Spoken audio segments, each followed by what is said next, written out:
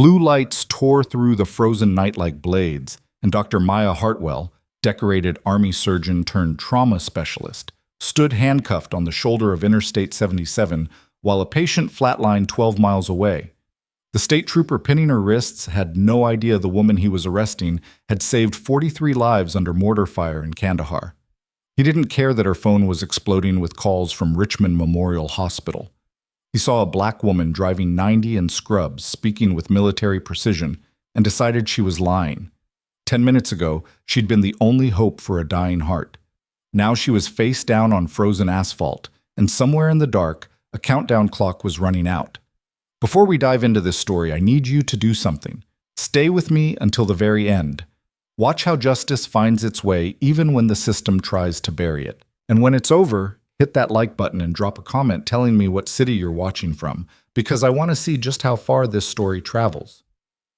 Now let's begin. The call had come at 11:47 p.m., shattering the silence of Maya Hartwell's townhouse in the Dilworth neighborhood. She'd been asleep for less than an hour when her phone lit up with the hospital's emergency code. Level 1 cardiac, vascular specialist required, ETA critical. Maya didn't hesitate. She was out of bed, into scrubs, and behind the wheel of her black Honda Accord in under 4 minutes. 15 years in the Army had taught her how to move when seconds mattered. She'd been a field surgeon in Afghanistan and Iraq, operating in tents while rockets screamed overhead, keeping soldiers alive with nothing but her hands and willpower. Now she was the senior vascular trauma specialist at Richmond Memorial, one of only 3 nurses in North Carolina certified in advanced combat cardiac stabilization.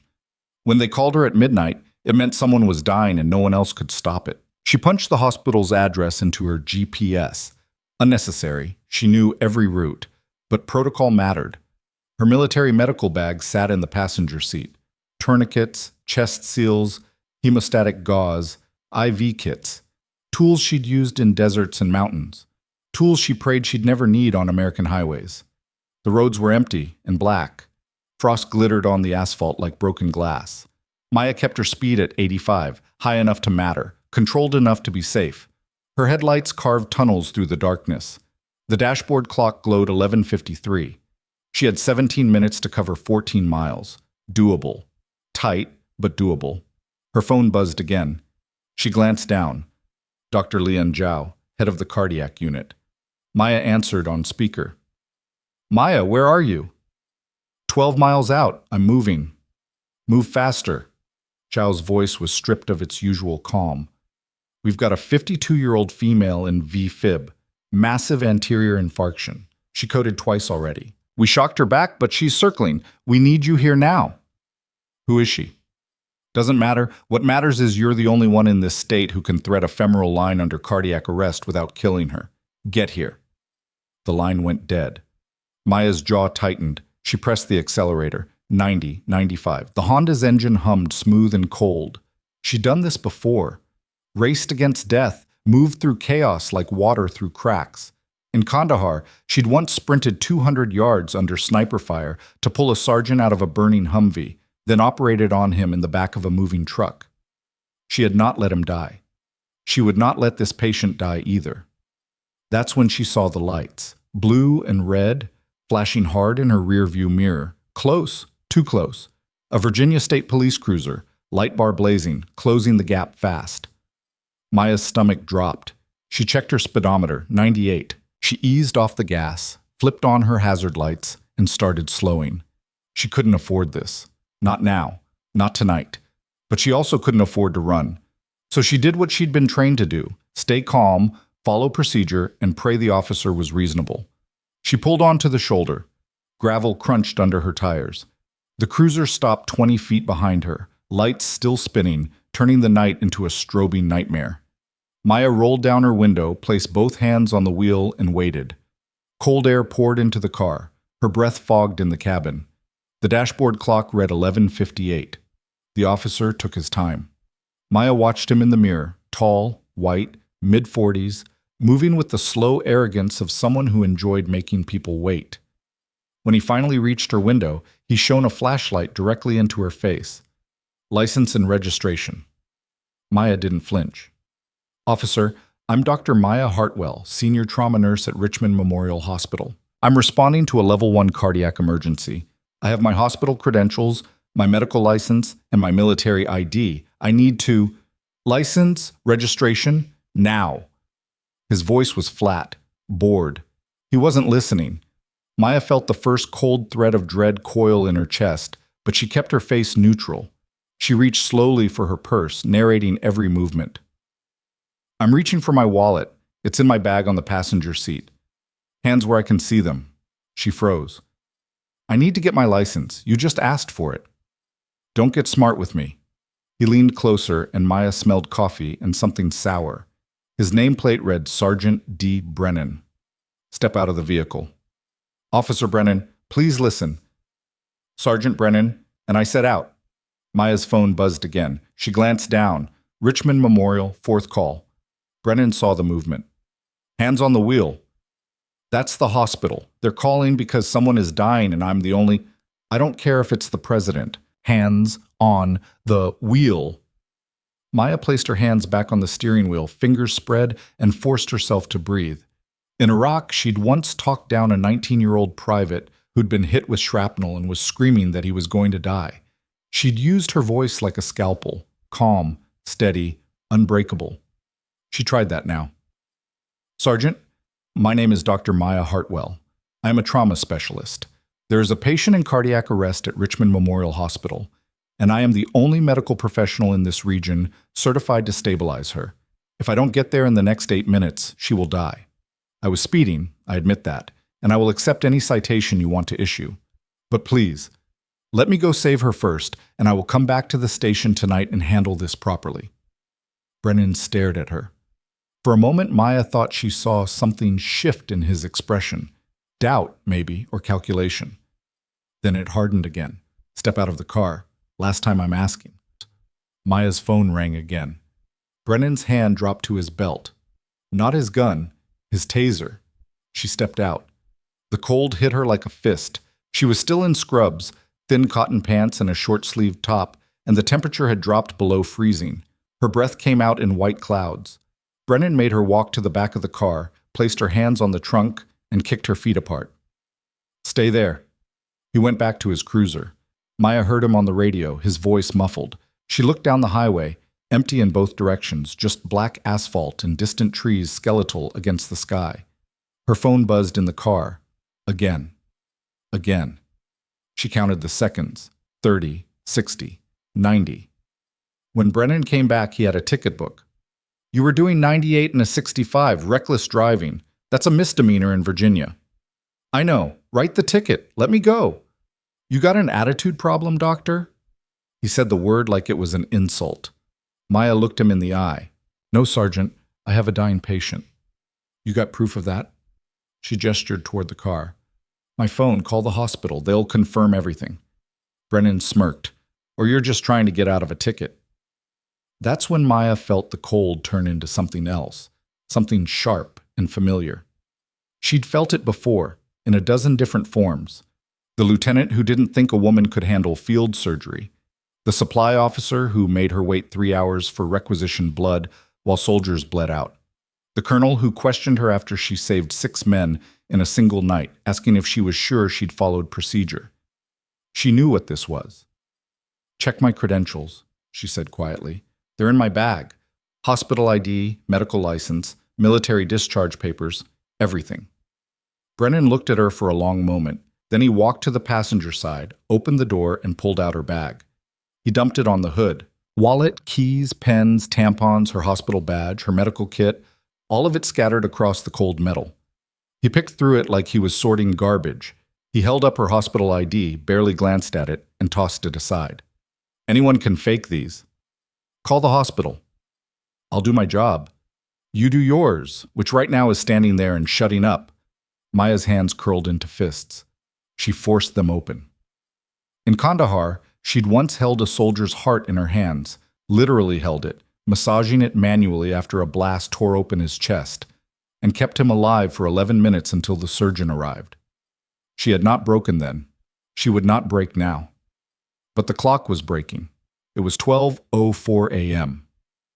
Another vehicle approached from the south, a county sheriff's deputy, slowing as it passed, then pulling onto the shoulder ahead of them. A young woman stepped out, mid-20s, blonde ponytail, sharp eyes. Her badge read Deputy J. Morgan. "Everything okay here, Sarge?" Brennan didn't look up. "Traffic stop. I've got it." Morgan walked closer, her gaze moving from Brennan to Maya to the scattered contents of the medical bag. She stopped when she saw the military discharge papers, the trauma kit, the hospital badge with Maya's face on it. "Ma'am, are you Dr. Hartwell?" Maya nodded. "Yes. I'm a trauma nurse at Richmond Memorial. I'm responding to a cardiac emergency." Morgan's eyes widened. "You're the vascular specialist. You know me?" "My sister works in your unit, Casey Morgan. She talks about you all the time." Morgan turned to Brennan. "Sarge, she's legit. We need to let her go." Brennan's face went dark. "I'm handling this." "She's got a patient dying." "I said I'm handling it." Morgan hesitated, and Maya saw the calculation happen, rank versus right. Then Morgan stepped back, her face tight with frustration. "Yes, sir." Maya's phone rang again. This time Brennan walked over, picked it up from the front seat, and answered it himself. "Yeah?" He listened for a moment. Uh-huh. And how do I know this isn't just her friend covering for her?" Another pause. "Right. Well, I've got a reckless driver here who's spinning stories, so I'm going to verify a few things first. You'll get your nurse when I'm done." He hung up. Maya felt something crack inside her chest. Not panic, she didn't do panic, but something close to it. Rage, maybe. Or despair. She'd spent 15 years saving lives, and now she was watching one slip away because a man with a badge couldn't see past his own ego. "Please," she said, and hated the sound of her own voice. "Please, just call my supervisor. Call the hospital administrator. Call anyone. Verify my identity and let me go." Brennan leaned against her car, arms crossed. "Here's what's going to happen. I'm going to run your plates, check for warrants, make sure your story holds up. If it does, you'll get a ticket and a court date. If it doesn't, you'll get arrested. Either way, you're going to learn that lying to a state trooper is a bad idea." "I'm not lying. Everyone says that." He walked back to his cruiser. Maya stood there, shaking, not from cold, though she was freezing, but from the sheer powerlessness of it. She'd commanded surgical teams under fire. She'd made life and death calls in seconds. She'd held the line when everyone else was running, and now she couldn't do anything but stand on the side of a highway and watch a woman die. Morgan stepped closer, her voice low. "I'm sorry, I tried." "I know. For what it's worth, I believe you." Maya nodded. Words felt useless now. The minutes crawled. 12:07, 12:09, 12:11. Maya's phone kept ringing. Brennan ignored it. Morgan stood nearby, shifting her weight, clearly uncomfortable but unwilling to challenge her superior again. The highway stayed empty. The cold deepened. And somewhere 12 miles south, a heart was failing. At 12:14, another set of headlights appeared. This time it was a black SUV, moving fast, no lights. It slowed, pulled onto the shoulder behind Brennan's cruiser, and stopped. The driver's door opened, and a man stepped out, tall, black, early 50s, wearing a dark suit and a face carved from stone. He walked straight to Brennan. "What's going on here?" Brennan looked up, annoyed. "Police business." "Move along." The man pulled out a badge. "Commander Vincent Cross, Richmond Police Department. I asked you a question." Brennan straightened. "Traffic stop. Reckless driving. I'm processing it." Cross looked past him to Maya, then to the items scattered on the hood, then back to Brennan. "How long has she been here?" 20 minutes. She's a trauma nurse. Richmond Memorial has been calling my office for the last 15 minutes trying to locate her. You aware of that?" Brennan's jaw tightened. "She claims she's responding to an emergency. I'm verifying." "Verifying?" Cross stepped closer. "You've had 20 minutes. What exactly are you verifying?" "Whether or not she's lying." Cross pulled out his phone, dialed, and put it on speaker. It rang twice before a woman's voice answered, tight with stress. "Commander Cross?" "Dr. Zhao, I'm on I-77 with Dr. Hartwell. Confirm her status." "She's our senior vascular trauma specialist. We have a critical cardiac patient in VFib who needs immediate stabilization. Maya is the only person in this state who can thread a femoral arterial line under arrest conditions without causing a fatal embolism. We've been trying to reach her for 18 minutes. Where the hell is she? Cross looked at Brennan. She's been detained by a state trooper who thinks she's lying. There was a long silence on the other end. When Zhao spoke again, her voice was ice. If that patient dies because of this, I will personally see to it that everyone involved is held accountable. Let her go. Now. Cross hung up. He turned to Brennan, and his voice dropped to something quiet and deadly. Uncuff her. Give her back her belongings. Let her go. Brennan's face flushed. This is a state matter. You don't have jurisdiction. I have a dying woman and a qualified medical professional being illegally detained. You want to argue jurisdiction? We can do that. After the patient is stable and the lawyers are present. Right now you're going to step aside, or I'm going to move you aside. Choose. For a moment, Maya thought Brennan might actually fight it. His hand twitched toward his belt. Morgan tensed. Cross didn't move, didn't blink, just stood there, radiating authority like heat from a furnace. Brennan stepped back. Fine, but this isn't over. Cross ignored him. He walked to Maya, his expression softening. Dr. Hartwell, I'm sorry. Get in your car. In. I'll escort you. Maya didn't waste time on words. She grabbed her bag, threw everything back into it, and got behind the wheel. Her hands were shaking now, adrenaline, cold, rage, all of it catching up at once. Cross leaned down to her window. Follow me. Don't stop for anything. He was back in his SUV in seconds. Lights flashed. Not police lights, but hazards. He pulled onto the highway, and Maya followed. In her rearview mirror, she saw Brennan standing beside his cruiser, watching them go. Morgan was already walking back to her own vehicle, shaking her head. The dashboard clock read 12:19. Maya had been delayed for 32 minutes. 32 minutes of a patient coding, of a heart struggling, of time running out.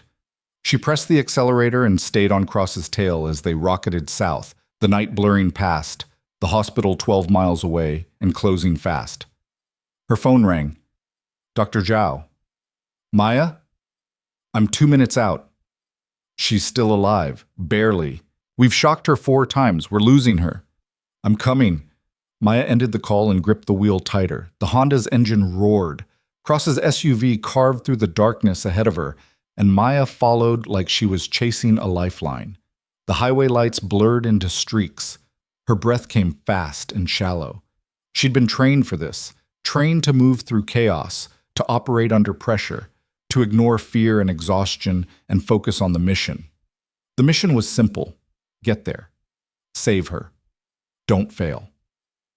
At 12:21, the hospital appeared on the horizon, a massive complex of glass and steel, blazing with light against the black sky.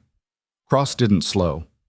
He drove straight into the emergency bay, and Maya was out of her car before it fully stopped, sprinting toward the entrance with her bag slamming against her hip. The automatic doors hissed open. She ran through the lobby, past the security desk, past the waiting families, straight to the elevator. A nurse saw her coming and held the doors. Trauma 3. They're waiting. Maya stepped in, and the doors closed. The elevator climbed. Her reflection stared back at her from the polished steel, wild-eyed, pale, still shaking. She forced herself to breathe, to focus, to become the surgeon she used to be, the one who moved through gunfire and saved lives while the world burned. The doors opened on the 3rd floor. Maya ran. She hit the trauma wing at a dead sprint, shouldered through the double doors, and saw them immediately. Dr. Zhao, 2 residents, 3 nurses, all clustered around a bed where a woman lay dying. Monitors screamed. The crash cart stood ready. Someone was doing chest compressions. The woman's face was gray, her lips blue, her eyes half open and empty. Zhao looked up and saw Maya. Relief broke across her face like dawn. About damn time. Maya dropped her bag, snapped on gloves, and stepped to the bed. The noise of the room faded. The exhaustion, the cold, the rage, all of it vanished. She was in the zone now, the place where her hands knew what to do before her brain caught up, where instinct and training became one. She looked down at the patient. 52, just like Zhao had said. Brown hair streaked with gray, a wedding ring on her left hand, and a face Maya had seen before, not in person, but in a photograph on Commander Cross's desk when she'd given a lecture at the police academy 6 months ago. This was his wife. The realization hit like a punch, but Maya didn't stop moving. She reached for the ultrasound, positioned it over the femoral artery, and started mapping the insertion point. Her voice came out calm, controlled, the voice of someone who'd done this 100 times under worse conditions. I need a 16-gauge catheter, guide wire, and dilator. Prep the arterial line. Someone get me manual BP every 30 seconds. And I need absolute silence unless I ask a question. Understood? The room snapped into focus. Hands moved. Equipment appeared. The monitors kept screaming, but Maya had learned long ago how to hear past the noise. She positioned the needle, felt for the pulse. Weak, thready, barely there, and began the insertion. Her hands were steady. Her breathing was controlled. In Kandahar, she'd once done this same procedure in a sandstorm with nothing but a headlamp and a prayer. This was cleaner, quieter, safer. This was something she could do. The needle slid in. Blood flashed back. She advanced the guide wire, felt it thread smoothly, and exhaled. First step done. Dilator! It appeared in her hand. She worked quickly, expanding the pathway, making room for the catheter. The patient's heart was still fibrillating, still struggling, but Maya was buying them time. Time for the drugs to work. Time for the shocks to land. Time for a miracle. She inserted the catheter, secured it, and connected the arterial line. Pressure readings flooded the monitor. Low, dangerously low, but present. She looked up at Zhao. I'm in. Push the epi. Charged to 200. Zhao moved like lightning. The defibrillator whined. Maya stepped back, hands up, watching the monitor. The patient's body arced as the shock hit. Once. Twice. The line on the screen jumped, spiked, and then a rhythm. Weak, irregular, but a rhythm. We've got sinus, one of the residents called out. Maya leaned back in, checked the catheter, adjusted the flow. Stabilize her. I want pressors running, continuous monitoring, and a cardiology consult within 5 minutes. If she drops again, call me immediately. Zhao looked at her, eyes bright. You did it. Maya shook her head. We did it. And we're not done. She's stable, but she's fragile. Next 6 hours are critical. She stepped back from the bed, pulled off her gloves, and let herself breathe. The adrenaline was starting to fade, and in its place came exhaustion, deep, bone-crushing exhaustion. Her hands were shaking again. Her legs felt like water. But the woman on the bed was alive, and that was all that mattered. Commander Cross appeared in the doorway, his face pale and drawn. He looked at the monitors, at his wife's face, at the steady beep of her heartbeat. Then he looked at Maya. Is she... She's stable, Maya said quietly. We got her back. The next few hours will tell us more, but right now, she's fighting, and she's strong. Cross closed his eyes. For a moment, he looked like he might collapse. Then he straightened, walked over, and extended his hand. Thank you. Maya shook it. Just doing my job. No, his voice cracked. You saved her life. After what happened tonight, after that bastard delayed you, you still got here and saved her. I don't have words for that. Maya looked him in the eye. Then don't use words. Use action. That trooper put your wife's life at risk because he couldn't be bothered to listen. Make sure it doesn't happen to someone else. Cross nodded slowly. I will. I promise you that. He turned and walked into the room, moving to his wife's bedside. Maya watched him take her hand, saw his shoulders shake, and knew she'd done what she came to do. Dr. Zhao appeared beside her, carrying a cup of coffee. You look like hell. I feel like hell. Go home. We've got this. Maya shook her head. I'll stay until she's out of the woods. Maya, I'll stay. Zhao sighed. Fine. But at least sit down before you fall down. Maya found a chair in the hallway and collapsed into it. The coffee was bitter and too hot, but she drank it anyway. Her phone buzzed. Messages from the hospital, from colleagues, from people she hadn't heard from in years. News traveled fast in the medical community. Word was already spreading. the trauma nurse who got detained on the highway, who fought through a traffic stop to save a life, who made it just in time. But Maya didn't care about any of that. She cared about the woman in that room, the one whose heart was beating again because Maya had refused to give up. She cared about making sure it kept beating. At 2:47 a.m., Dr. Zhao came back out. "She's holding. Vitals are improving. I think we're through the worst of it." Maya nodded. "Good. You should go home. Soon." But she didn't. She stayed in that hallway until dawn, watching the monitors through the window, ready to move if anything changed, because that's what she did. That's who she was. A soldier who became a healer, a woman who held the line when everyone else stepped back, a professional who didn't know how to quit. And when the sun finally rose over Richmond Memorial Hospital, painting the sky in shades of gold and pink, Maya stood up, stretched her aching body, and walked back into the trauma unit one more time. Commander Cross was still there, sitting beside his wife, holding her hand. He looked up when Maya entered. "She's going to make it," he said quietly. "I know. Because of you."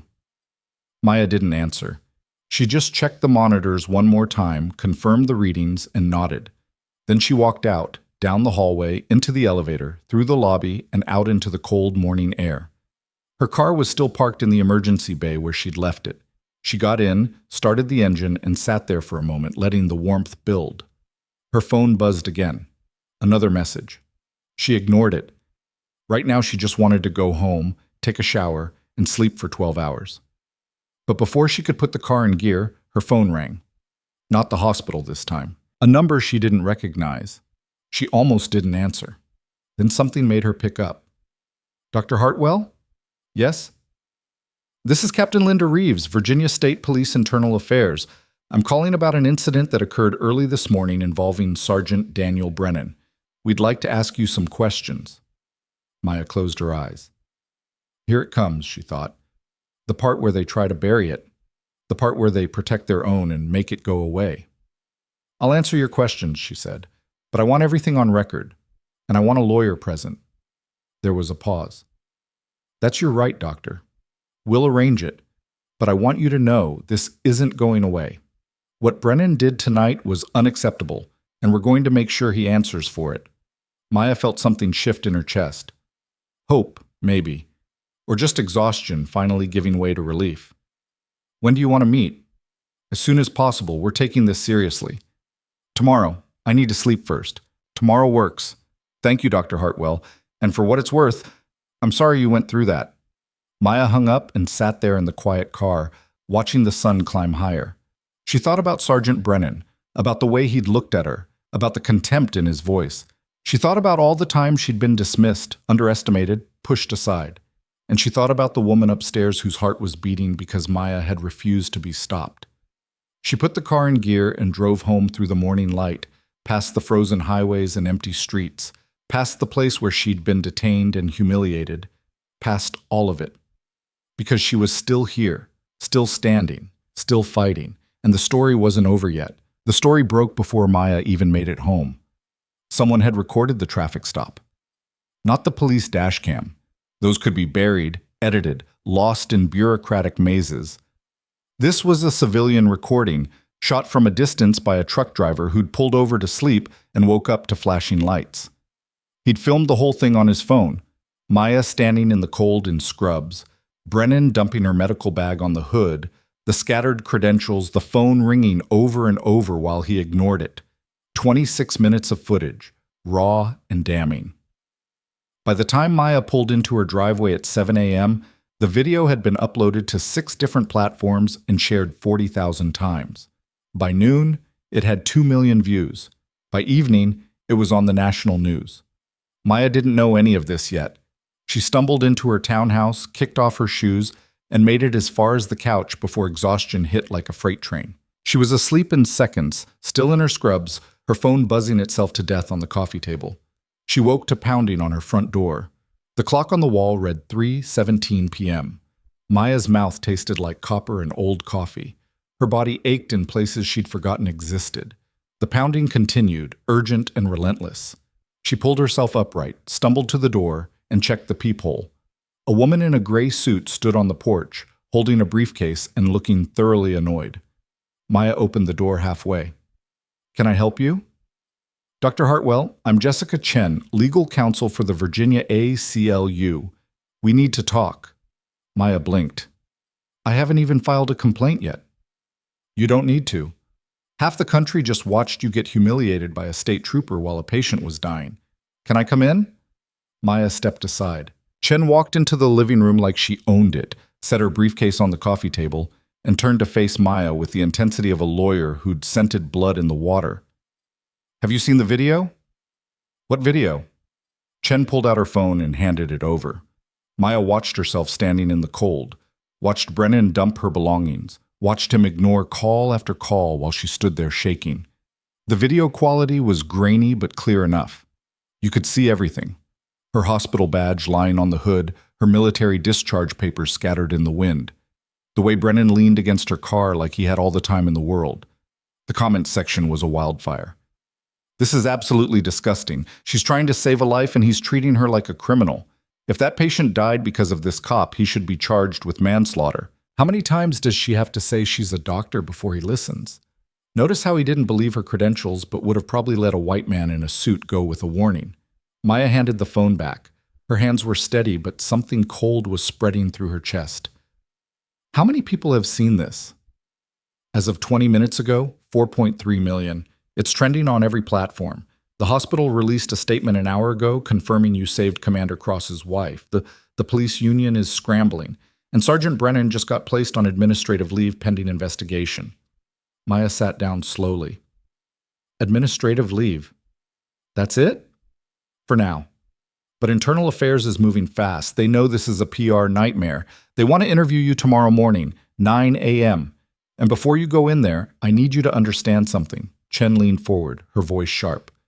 They're going to try to control the narrative. They'll say Brennan was doing his job, that he had no way to verify your story, that everything happened according to protocol. They'll make it sound like a tragic miscommunication instead of what it actually was, a power trip that nearly killed someone. So what do I do? You tell the truth, every detail, every call they ignored, every credential they dismissed, every second they wasted, and you let me handle the rest. Chen pulled a document from her briefcase. This is a complaint I've already drafted. It names Brennan, the Virginia State Police, and their failure to establish protocols for medical emergency verification. If you sign it, we'll file it federal court and pursue this as a civil rights violation. Maya stared at the papers. I just wanted to save a patient. I know, but now you have a chance to save the next one, and the one after that, because if we don't fix this, it'll happen again. Maybe to another doctor, maybe to an EMT, maybe to someone who doesn't make it in time.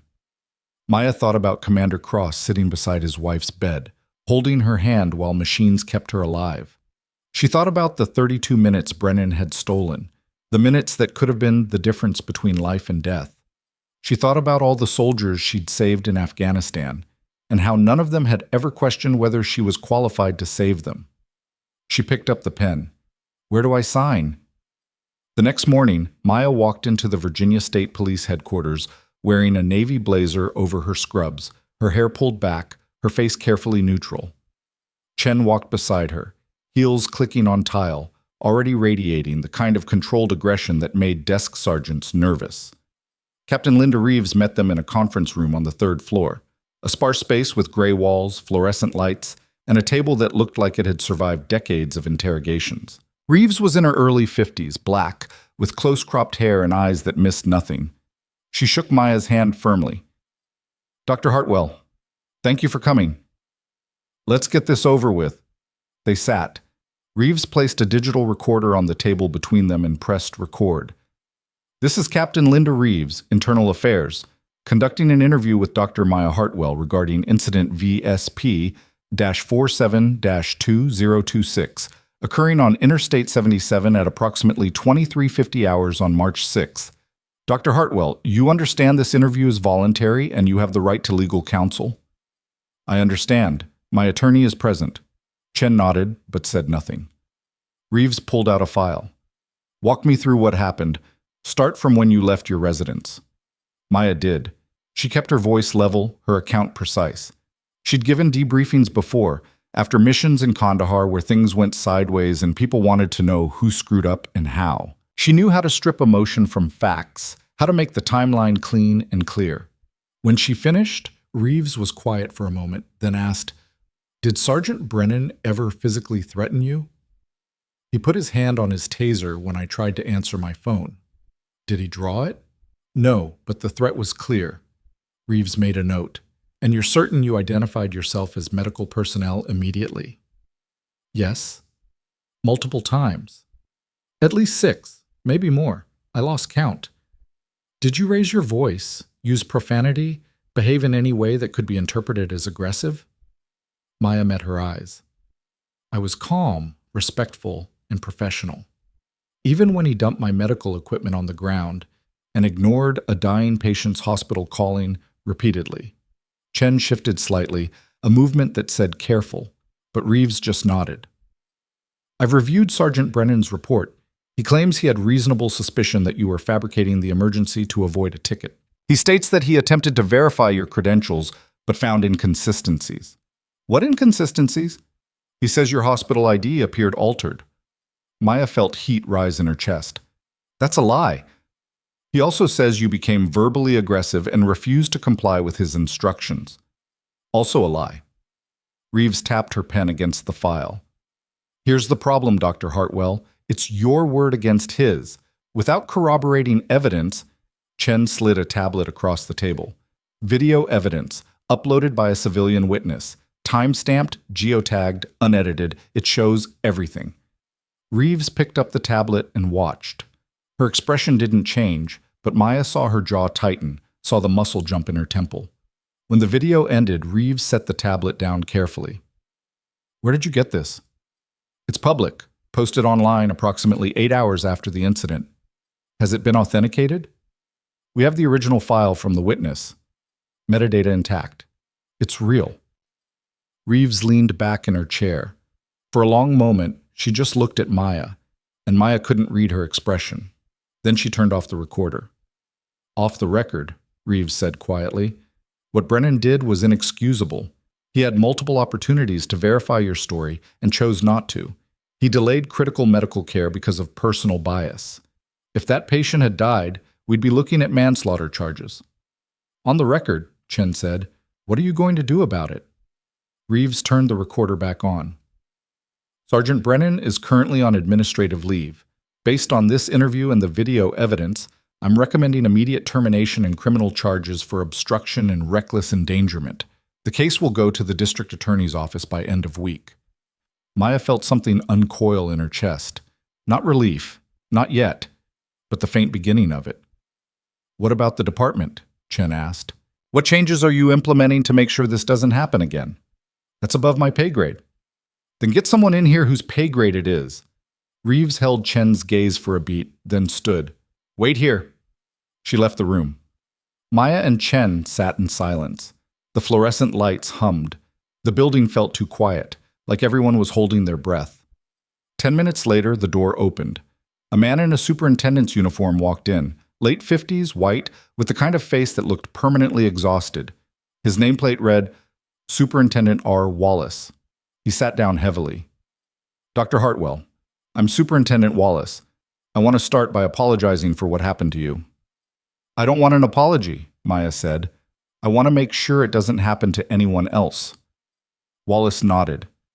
"We're implementing immediate changes. Mandatory training on medical emergency protocols, verification procedures for medical personnel, body camera requirements for all traffic stops, and a civilian oversight board to review complaints." Chen pulled out a legal pad. "I'll need all of that in writing, with timelines." "You'll have it." "And Brennan?" Wallace's face hardened. "He's done. We're terminating him today, and we're cooperating fully with the DA's investigation. If they charge him, we won't fight it." Maya looked at him. "You're firing him because the video went viral. If it hadn't, this would have been buried." Wallace didn't flinch. "Probably. I won't insult you by pretending otherwise, but the video did go viral, and now we have an opportunity to fix a broken system. I'm choosing to take it. That's not justice. That's damage control." "Maybe. But the outcome is the same. Brennan's gone, protocols are changing, and the next doctor who gets pulled over will have protections you didn't have. I can't undo what happened to you, Dr. Hartwell, but I can try to make sure it's the last time it happens. Chen made note. Maya watched Wallace's face, looking for the lie, the angle, the escape route. She'd seen enough officers in her military career to know when someone was trying to protect their own. But Wallace looked tired and angry and something close to genuine. I'll believe it when I see it, Maya said finally. Fair enough. Wallace stood. Captain Reeves will keep you updated on Brennan's case. If you need anything from us, anything, you call me directly. He slid a business card across the table. My personal cell. He left. Reeves followed, leaving Maya and Chen alone again. Chen gathered her papers. That went better than expected. They're scared. Good. Fear drives change faster than compassion. Chen snapped her briefcase shut. The media is going to want to talk to you. I'd advise against it for now. Let the story breathe, let people stay angry, but eventually you'll need to speak publicly. I'm not interested in being famous. You already are. 4 million views and climbing. The question is whether you control the narrative or let someone else do it. Maya rubbed her temples. A headache was building behind her eyes, sharp and insistent. I need coffee. I need you focused, because this isn't over. Brennan's going to fight back. The Union will protect him, and there are going to be people, a lot of people, who side with him over you. Let them. Maya. Chen's voice softened. I've been doing this work for 15 years. I've seen cases like yours collapse because the victim got tired of fighting. Don't let that be you. Maya looked at her. I've operated on soldiers while mortar rounds landed 50 yards away. I've held a man's severed leg together with gauze and sheer stubbornness until medevac arrived. I'm not afraid of a fight. Chen smiled. Good. Because we're about to start one.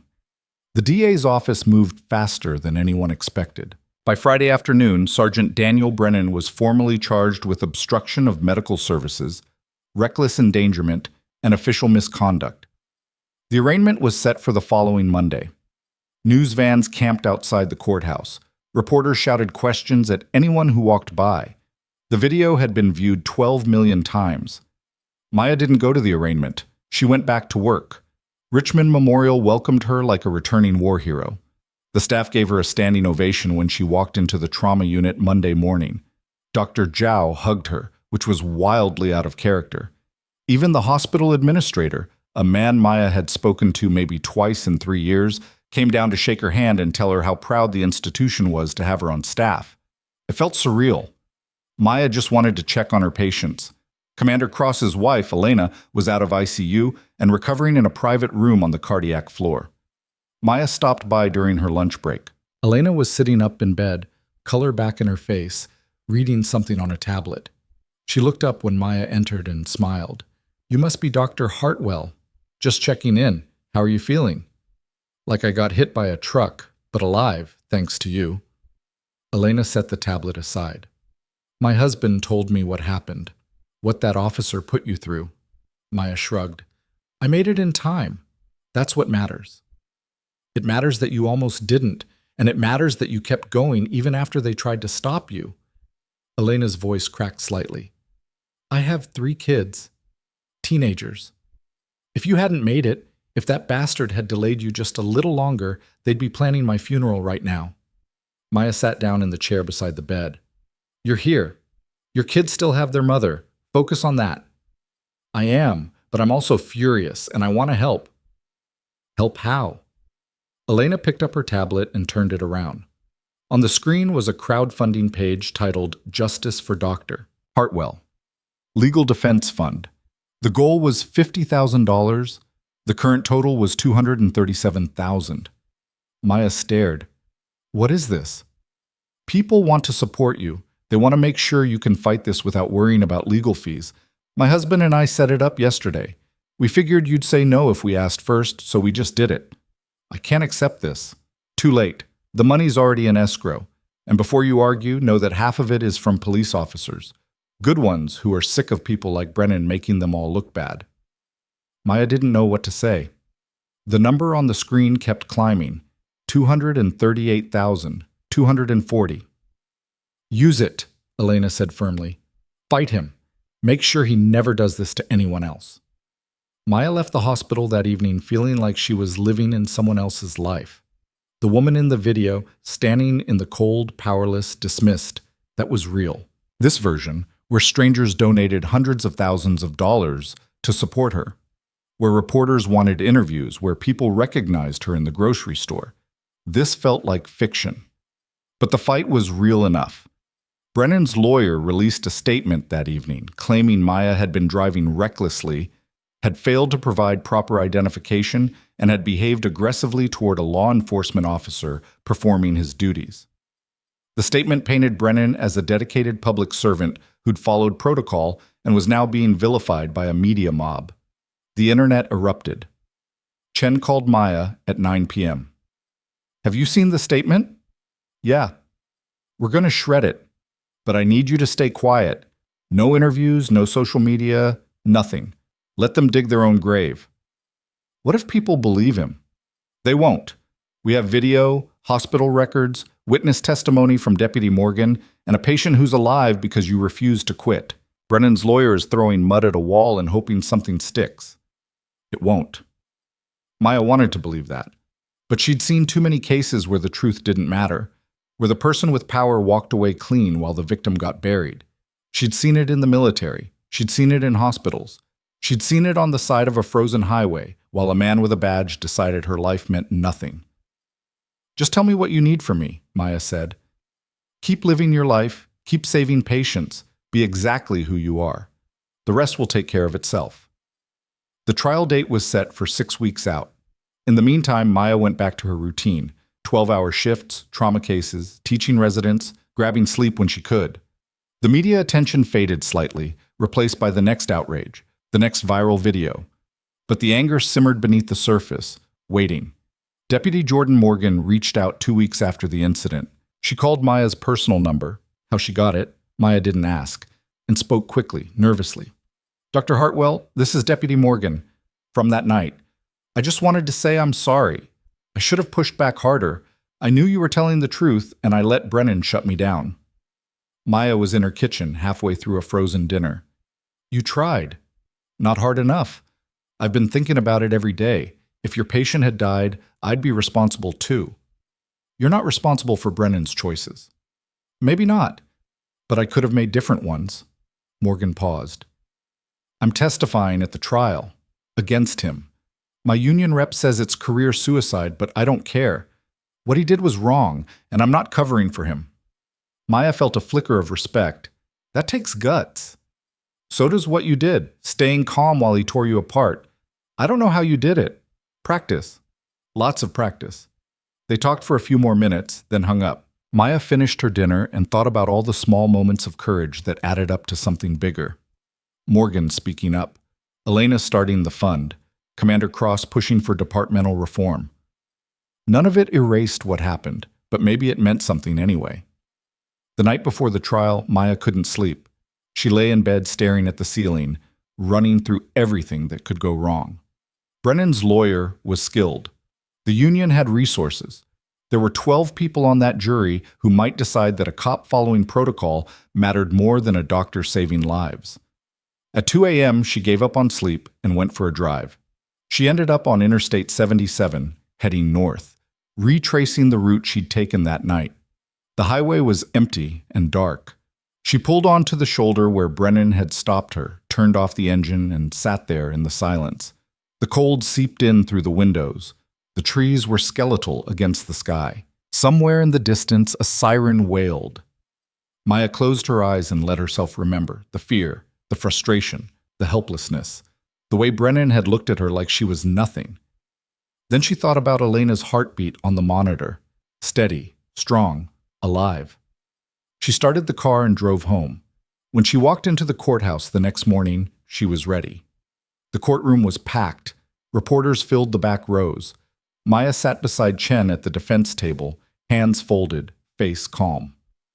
Across the aisle, Brennan sat with his lawyer, a sharp-faced man in an expensive suit who looked like he'd never lost a case he cared about. The bailiff called the court to order. The judge entered, a woman in her 60s with steel gray hair and a reputation for not tolerating nonsense. She looked over the courtroom once, then nodded to the prosecutor. The People versus Daniel Brennan. Are both sides ready? Yes, Your Honor, the prosecutor said. Ready, Your Honor, Brennan's lawyer echoed. Then let's begin. The prosecutor stood, and as she started her opening statement, Maya felt the weight of every eye in the room. This was it. The moment where the truth either mattered or didn't, where justice either happened or died quietly in a system built to protect its own. And somewhere in the back of the courtroom, a phone buzzed with a new message, then another, and another. Because while the trial was starting, something else was happening online, something that would change everything before the day was over. But Maya didn't know that yet. She just sat there, watching the prosecutor lay out the case, and waited for her turn to speak. The prosecutor's opening statement was clinical and devastating. Assistant District Attorney Nicole Brenner stood before the jury, 6 men, 6 women, faces carefully neutral, and laid out the case like she was assembling a weapon piece by piece.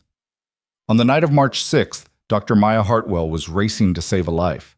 Sergeant Daniel Brennan decided she was lying. That decision nearly killed Elena Cross, and that decision is why we're here today. Brenner clicked a remote. The courtroom's projection screen lit up with a still frame from the video. Maya standing beside her car, hands visible, face calm despite the cold. Brennan's cruiser filled the background, lights spinning. You're going to see this video, all 26 minutes of it. You're going to watch Dr. Hartwell identify herself repeatedly. You're going to watch Sergeant Brennan ignore phone calls from Richmond Memorial Hospital. You're going to watch him search her vehicle, dump her medical credentials on the ground, and mock her when she begged him to verify her identity. Brenner paused, letting the silence stretch. And then you're going to ask yourself one question. Would he have done this to someone who looked different? Brennan's lawyer shot to his feet. Objection. Counsel is injecting race into a case about traffic enforcement. Judge Raina Caldwell didn't even glance at him. Overruled. The defendant's conduct is on trial, Mr. Foster. If you don't like the questions it raises, you should have advised your client better. Continue, Ms. Brenner. Foster sat down, jaw tight. Maya kept her face blank, but she felt the shift in the room. The jury leaning forward slightly, the reporters scribbling faster. First blood drawn, and the trial had barely started. Brenner spent the next 40 minutes building her case. She showed the video in full. She displayed Maya's credentials: hospital ID, medical license, Army discharge papers with honors and commendations. She presented phone records showing 17 calls from Richmond Memorial between 11:52 p.m. and 12:19 a.m. Every one of them ignored. She introduced hospital records documenting Elena Cross's cardiac arrest timeline, the delay, the critical 32-minute window where Maya was detained instead of saving a life. The jury watched it all. Some took notes. Others just stared at the screen, faces hardening with each passing minute. When Brenner finished, Foster stood for his opening. He was good. Maya could see it immediately in the way he moved, the confidence in his voice. He'd probably won 100 cases just like this, defending cops who made bad calls, turning victims into villains. Ladies and gentlemen, this case is about a split-second decision made by a law enforcement officer during a traffic stop. Sergeant Brennan pulled over a vehicle traveling nearly 100 miles per hour on a frozen highway. He saw someone who claimed to be a doctor but couldn't prove it.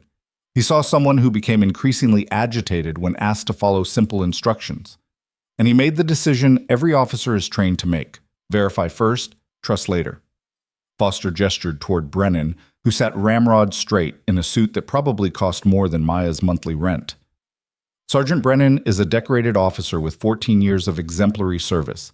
He has never been disciplined. He has never been accused of misconduct. And on the night of March 6th, he was doing exactly what his training required, protecting public safety by ensuring that a speeding driver wasn't a threat. Maya felt Chen's hand touch her arm lightly. A warning. Don't react. Don't give them ammunition. Foster continued. The prosecution wants you to believe this is about race, about power, about a rogue cop on a power trip. But the evidence will show something much simpler, a miscommunication that occurred during a high-stress situation. Sergeant Brennan attempted to verify Dr. Hartwell's credentials. He called the hospital, he examined her identification, and when inconsistencies arose, he made the cautious choice. He's lying, Maya whispered to Chen. I know. The jury will too. Just wait. The first witness took the stand an hour later, Dr. Lian Zhao, head of Richmond Memorial's cardiac unit. She wore a navy suit and the expression of someone who'd spent 30 years not suffering fools. The prosecutor walked her through the night in question: the emergency call, the desperate attempts to reach Maya, the cascading crisis as Elena's heart failed repeatedly. How critical was Dr. Hartwell's presence? Brenner asked. Zhao didn't hesitate. Absolutely critical. We had a patient in ventricular fibrillation with massive anterior wall infarction. She'd coded twice. We needed someone who could thread a femoral arterial line under arrest conditions without causing an embolism or further cardiac trauma. Dr. Hartwell is one of 3 people in North Carolina certified in that procedure. Without her, Elena Cross would have died. And you called Dr. Hartwell's phone multiple times. 17 times. No answer. What did you think when she didn't respond? Zhao's face tightened.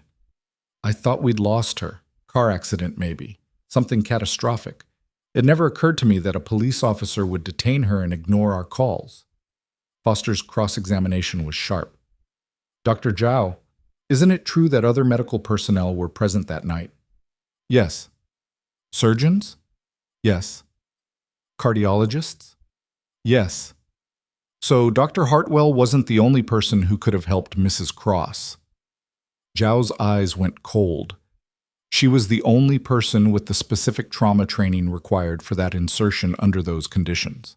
If someone else had attempted it, they would have likely perforated the artery or caused a fatal embolism. Mrs. Cross would be dead. But you can't know that for certain.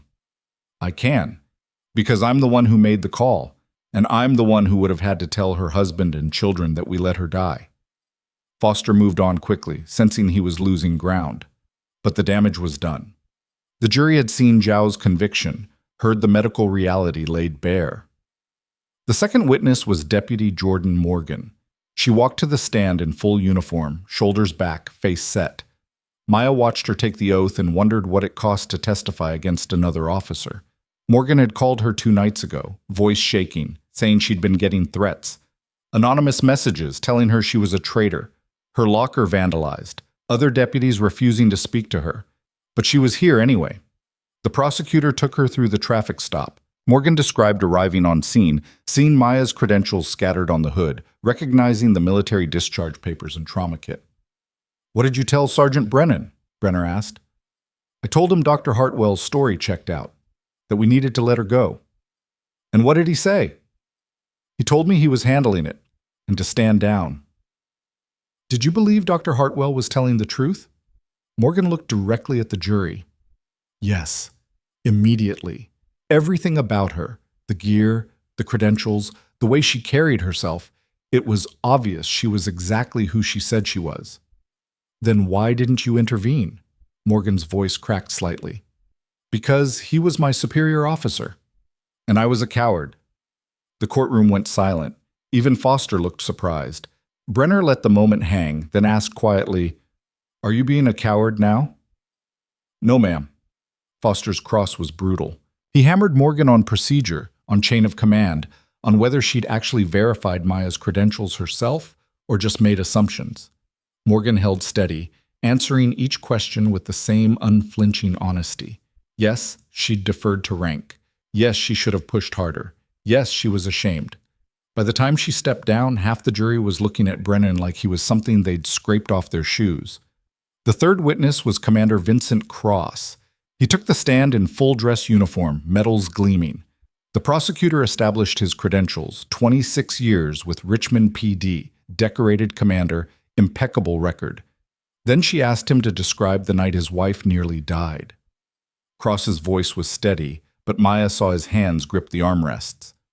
I received a call at 11:58 p.m. from Richmond Memorial. They told me my wife had collapsed, that she was in cardiac arrest, and that they needed their vascular specialist immediately. I asked if Dr. Hartwell was en route. They said she wasn't answering her phone. What did you do? I drove to the hospital. I called everyone I could think of, dispatch, highway patrol, anyone who might know where she was. At 12:14, I got a call from a state trooper saying a black woman matching Dr. Hartwell's description had been detained on I-77 for speeding. What was your reaction? Cross's jaw tightened. I told them to let her go immediately. They said they were processing the stop. I told them my wife was dying and Dr. Hartwell was the only person who could save her. They said they'd expedite it. Did they? No, I had to drive to the scene myself and physically intervene. What did you see when you arrived? Dr. Hartwell standing in the cold in scrubs, her medical equipment dumped on the ground, Sergeant Brennan leaning against her car like he had all the time in the world, and my wife dying 12 miles away. The courtroom was absolutely silent. Foster didn't even try to cross-examine aggressively. He knew a wounded husband was sympathetic, and anything he said would backfire. Instead, he asked a few procedural questions and sat down quickly. But the damage was apocalyptic. The jury had just heard a police commander describe watching another cop nearly kill his wife through sheer arrogance. The prosecution rested at 4 p.m. Judge Caldwell called a recess until the next morning. Maya walked out of the courthouse into a wall of cameras and shouted questions. Chen steered her through the crowd to a waiting car, ignoring every reporter. Inside the vehicle, Chen exhaled slowly.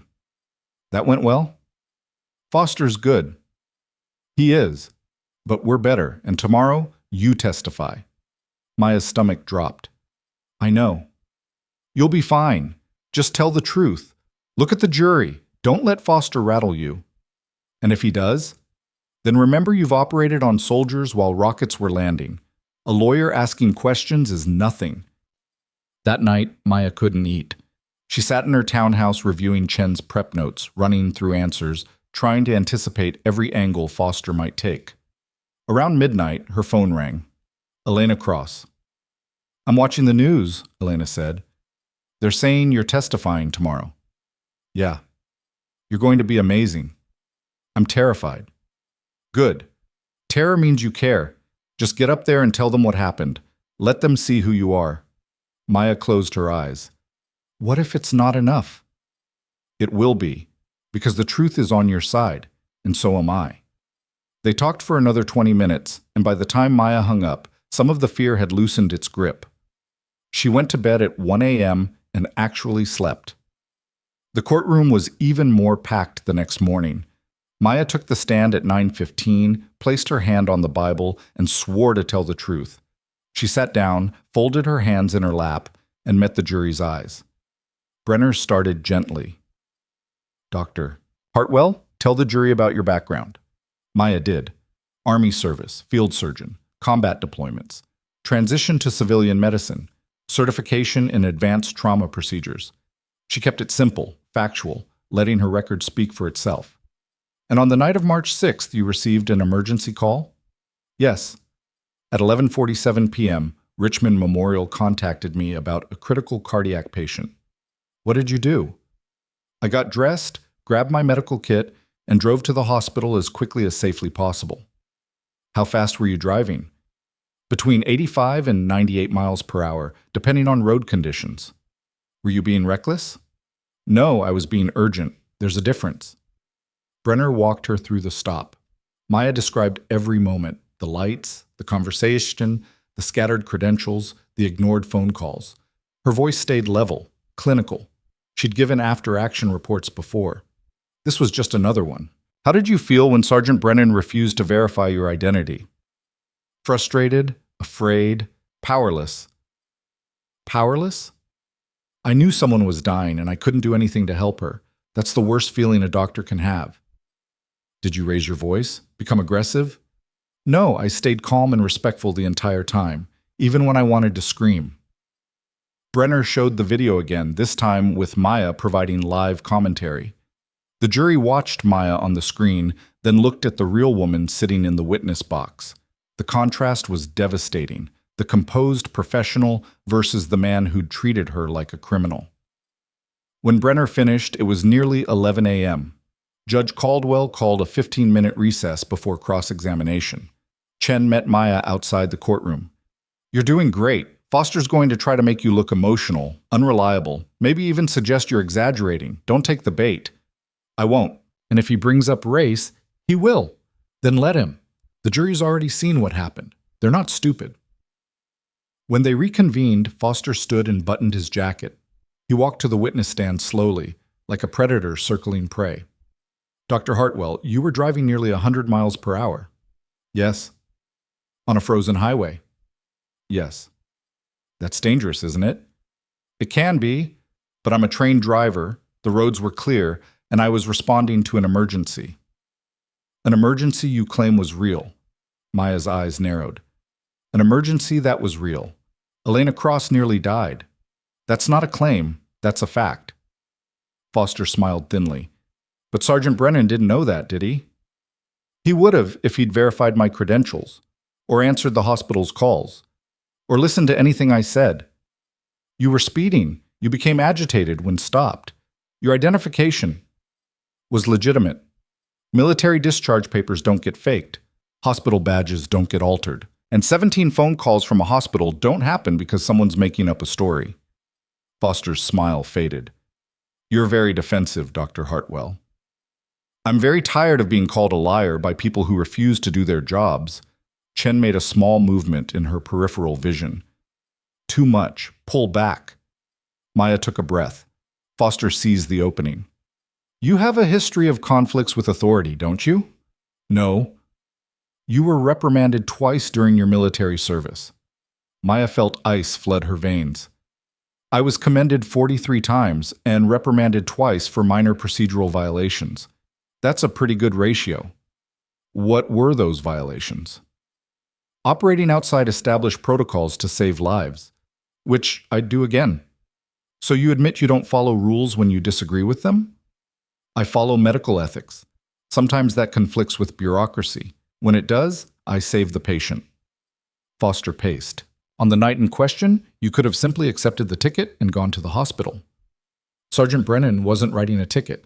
He was searching my car, questioning my credentials, and wasting time while someone died. You could have called someone else, another doctor. There was no one else. I was the only person in the region qualified for that procedure. Convenient? Maya's hands tightened on the armrests. It's not convenient. It's medical reality. And if you'd spent one day in a trauma unit, you'd understand that. Dr. Hartwell, isn't it possible you overreacted? That you saw a routine traffic stop and turned it into something it wasn't? Is that what the video shows? The video shows a traffic stop that escalated because your client refused to do his job. Foster's face reddened. My client was following procedure. Then your procedure kills people. Judge Caldwell banged her gavel. Dr. Hartwell, answer the questions without editorializing. Maya nodded. Yes, Your Honor. Foster tried a different angle. You're testifying today because you want revenge, aren't you? No, I'm testifying because I want to make sure this doesn't happen to the next doctor or the next patient. You've received substantial media attention, book deals, speaking engagements. I've refused every single one. The crowdfunding campaign raised over $400,000, which is being used for legal fees and donated to medical advocacy groups. I haven't kept a dollar. Foster was floundering now, throwing punches that weren't landing. He tried for another 20 minutes, attacking her timeline, her credentials, her motivations. Maya answered each question with the same calm precision she used in surgery. No wasted movement, no emotion, just facts. Finally, Foster gave up. No further questions. Maya stepped down. Her legs felt like water, but she made it back to her seat without stumbling. Chen squeezed her hand once. You destroyed him, Chen whispered. The defense's case lasted less than a day. Foster called a few character witnesses for Brennan, fellow officers who praised his service, his professionalism. But none of them had been there that night. None of them could explain why he'd ignored 17 hospital calls. Brennan himself didn't testify. Foster probably advised against it. Too risky, too many opportunities for cross-examination to expose the lies. Closing arguments came 2 days later. Brenner stood before the jury and spoke with quiet fury. Sergeant Brennan had a choice that night. He could have verified Dr. Hartwell's credentials. He could have answered the hospital's calls. He could have let her go save a life. Instead, he chose his ego over a dying woman. He chose control over compassion, and he chose to treat a decorated veteran and medical professional like a criminal because she didn't look like someone he was willing to believe. She paused. Elena Cross is alive today because Dr. Hartwell refused to give up. Not because of Sergeant Brennan, in spite of him. And that tells you everything you need to know about who belongs in this courtroom and who belongs in prison. Foster's closing was desperate. He talked about the pressures of law enforcement, the split-second decisions, the impossible burden of keeping communities safe. But it rang hollow against the video, against the hospital calls, against Elena Cross's near death. The jury deliberated for 3 hours.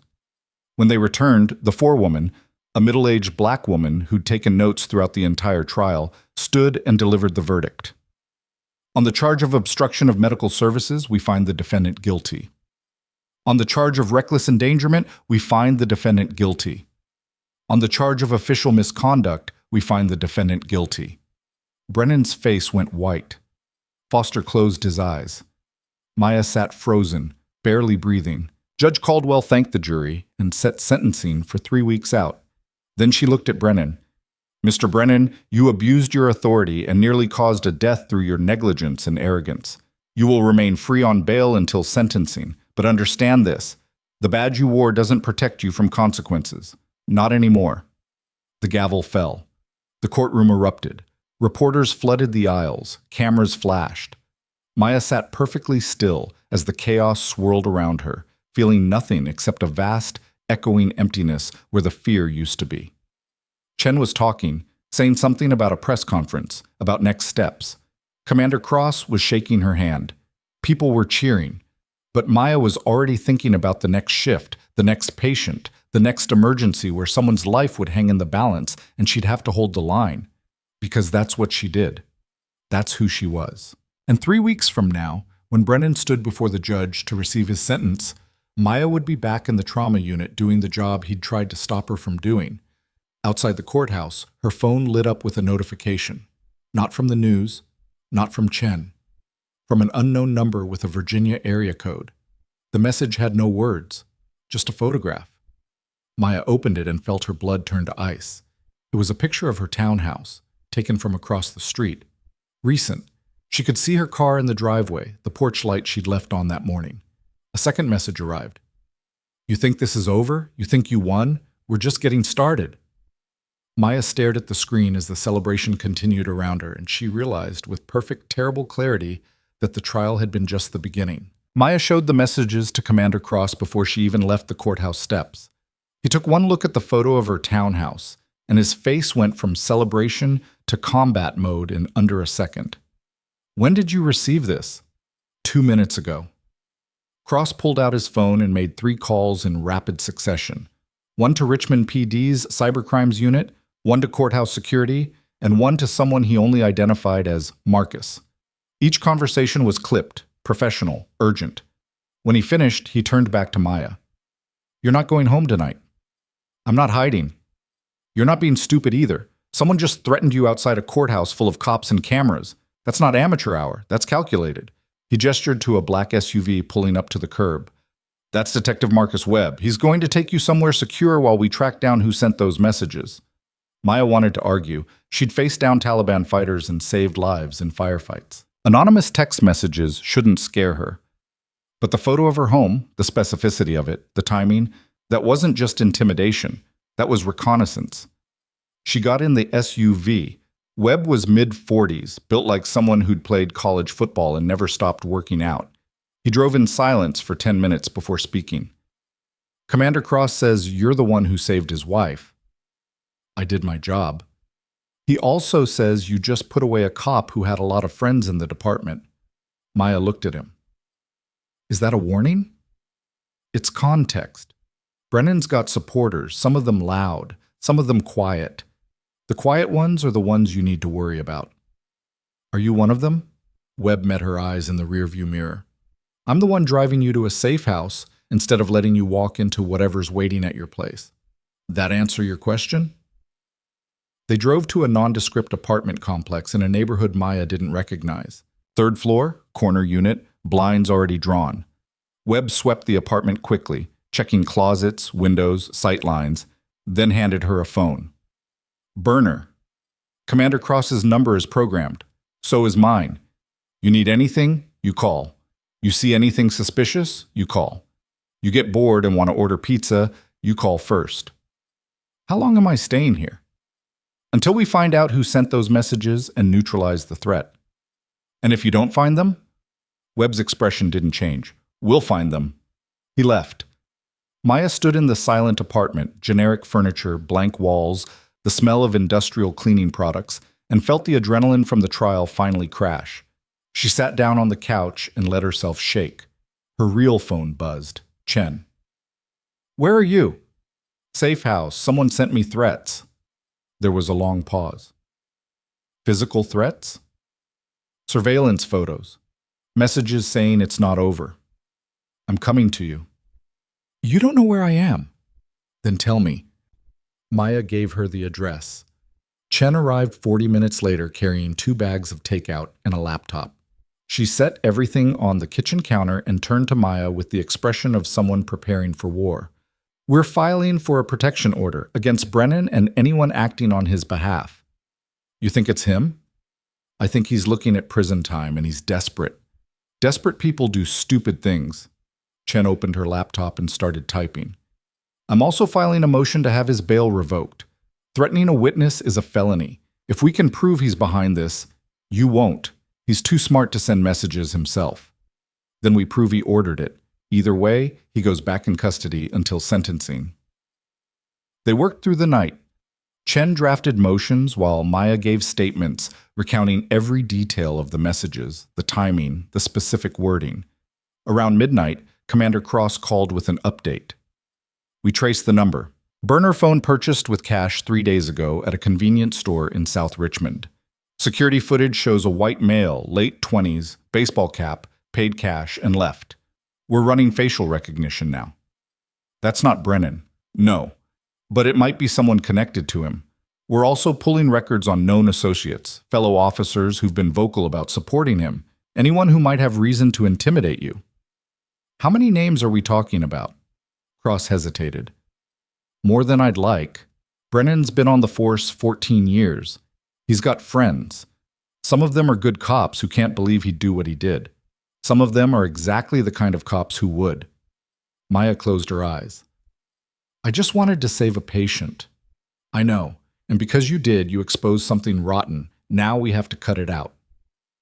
The next morning brought news that cracked the case wide open. The convenience store footage yielded a partial plate number from the vehicle the suspect had arrived in, a gray Ford pickup registered to Officer Kyle Brennan, Daniel Brennan's younger brother. Chen filed an emergency motion before noon. By 2 p.m., Kyle Brennan was in custody, and by 4 p.m., his phone records revealed 53 calls to his brother in the past week, including 2 the day before the trial ended. The last call had lasted 11 minutes and occurred 3 hours before Maya received the threatening messages. Judge Caldwell issued a warrant for Daniel Brennan's arrest that evening. Bail revoked. Remanded to custody pending sentencing. Maya watched it unfold on the news from the safe house. Brennan being led out of his home in handcuffs, his face twisted with rage. His lawyer giving a frantic statement about his client's innocence. Kyle Brennan in a separate perp walk, head down, hands cuffed behind his back. Chen called. It's done. Both of them are locked up. Daniel's looking at additional charges for witness intimidation. Kyle's facing conspiracy, terroristic threats, and probably more once we dig deeper. When can I go home? Give it 48 hours. Let us make sure there aren't others involved. But 48 hours turned into something else entirely when the FBI showed up. Special Agent Tara McKinney arrived at the safe house the next morning unannounced, flanked by 2 other agents and carrying a file thick enough to use as a weapon. She sat down across from Maya and got straight to the point. Dr. Hartwell, how much do you know about Sergeant Brennan's background? Just what was in the trial. Then you don't know he's been under federal investigation for the past 8 months. Maya felt the floor shift beneath her. For what? McKinney opened the file. Pattern of misconduct, excessive force complaints, allegations of racial profiling. We've been building a case, but we didn't have enough to move until your incident went public. Now we do. She spread photographs across the table. Traffic stops, always people of color, always minor violations blown into major confrontations. Some resulted in arrests. Some resulted in violence.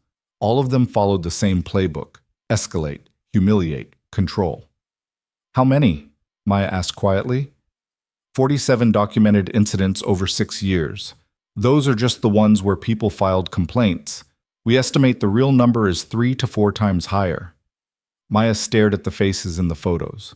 Young men, old women, families with children in the back seat. All of them looking at cameras with the same expression: fear, anger, powerlessness. Why didn't anyone stop him? Some tried. Most gave up when their complaints went nowhere. The department protected him, dismissed investigations, buried reports. Until you. McKinney leaned forward. Your case broke it open. The video gave us proof we couldn't ignore. The trial gave us legitimacy. And now we can prosecute him federally for civil rights violations. But we need your cooperation. What kind of cooperation? Testimony before a grand jury, documentation of your experience, and willingness to be the public face of this case when it goes to trial. Maya looked at the photographs again. 47 people who'd been dismissed, ignored, buried. People who'd tried to speak up and been silenced. When do we start? The federal indictment came down 2 weeks later. 17 counts of civil rights violations, conspiracy to obstruct justice, deprivation of rights under color of law. The charging document read like a horror story. Years of systematic abuse, protected by a department more interested in avoiding scandal than stopping a predator. The media coverage was relentless. Every news outlet in the country picked up the story. The video of Maya's traffic stop was analyzed frame by frame. Legal experts debated the case on cable news. Activists held rallies outside the courthouse. And slowly, other victims started coming forward. A 19-year-old college student who'd been pulled over for a broken taillight and strip-searched on the side of the highway. A 56-year-old grandfather arrested for resisting when he asked why he was being stopped. A mother of 3 detained for an hour while her toddler screamed in the back seat, all because Brennan decided her license looked suspicious. Each story added weight to the prosecution's case. Each victim added their voice to a chorus that could no longer be ignored. Maya testified before the grand jury in early April. The proceeding was closed, but Chen briefed her afterward on the reaction: unanimous vote to indict, multiple jurors visibly emotional, one of them asking if they could add more charges. The trial was set for June, federal court this time, with a judge known for handing down maximum sentences and a prosecutor who'd built her career on civil rights cases. But before any of that could happen, the Virginia State Police announced sweeping reforms. Superintendent Wallace held a press conference on a Tuesday afternoon. Maya watched it from Richmond Memorial's break room, surrounded by colleagues who'd insisted she see it live. Wallace stood at a podium flanked by community leaders, civil rights attorneys, and police reform advocates. He looked 10 years older than he had at their first meeting. The events surrounding Dr. Maya Hartwell's detention exposed systemic failures in our department, not isolated incidents, not miscommunication, failures. And we are taking responsibility.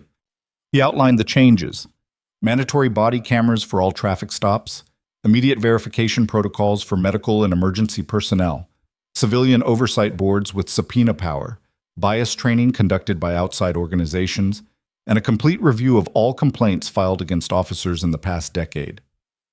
We failed Dr. Hartwell. We failed the communities we serve. We failed our own standards. That ends today. The press conference lasted 40 minutes.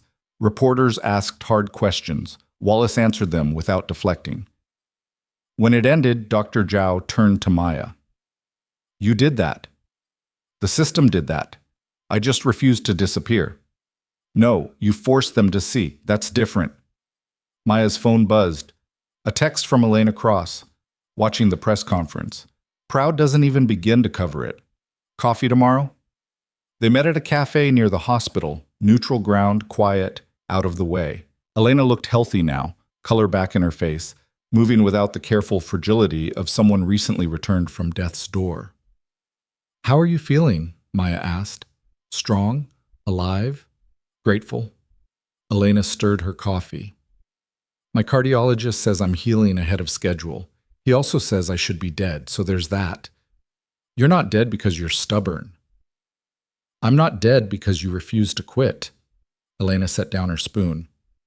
I wanted to talk to you about something. Vincent and I have been discussing it, and we'd like to establish a foundation.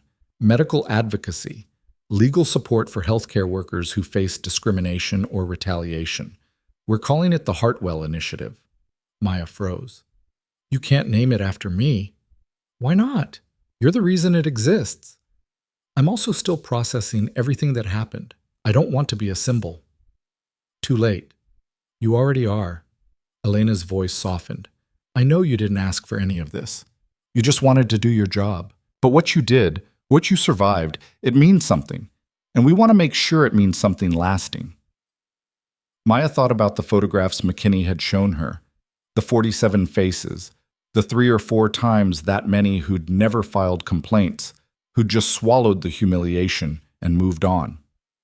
Okay, but I want input on how it operates, and I want it focused on prevention, not just response. Training, protocol development, making sure the next doctor who gets pulled over doesn't have to fight for 32 minutes to save a life. Elena smiled. Done. The federal trial began on June 15th. Maya testified on day 3. The courtroom was smaller than the state trial, more formal, filled with FBI agents and federal prosecutors who treated the case like open-heart surgery, precise, methodical, no wasted movement. The prosecutor, a woman named Catherine Ward, walked Maya through her experience again. But this time the focus was different. Not just what Brennan had done to her, but how it fit into a pattern. How her case was one data point in a constellation of abuse. Ward showed the jury the other traffic stops, played dash cam footage, the ones that hadn't been lost or corrupted.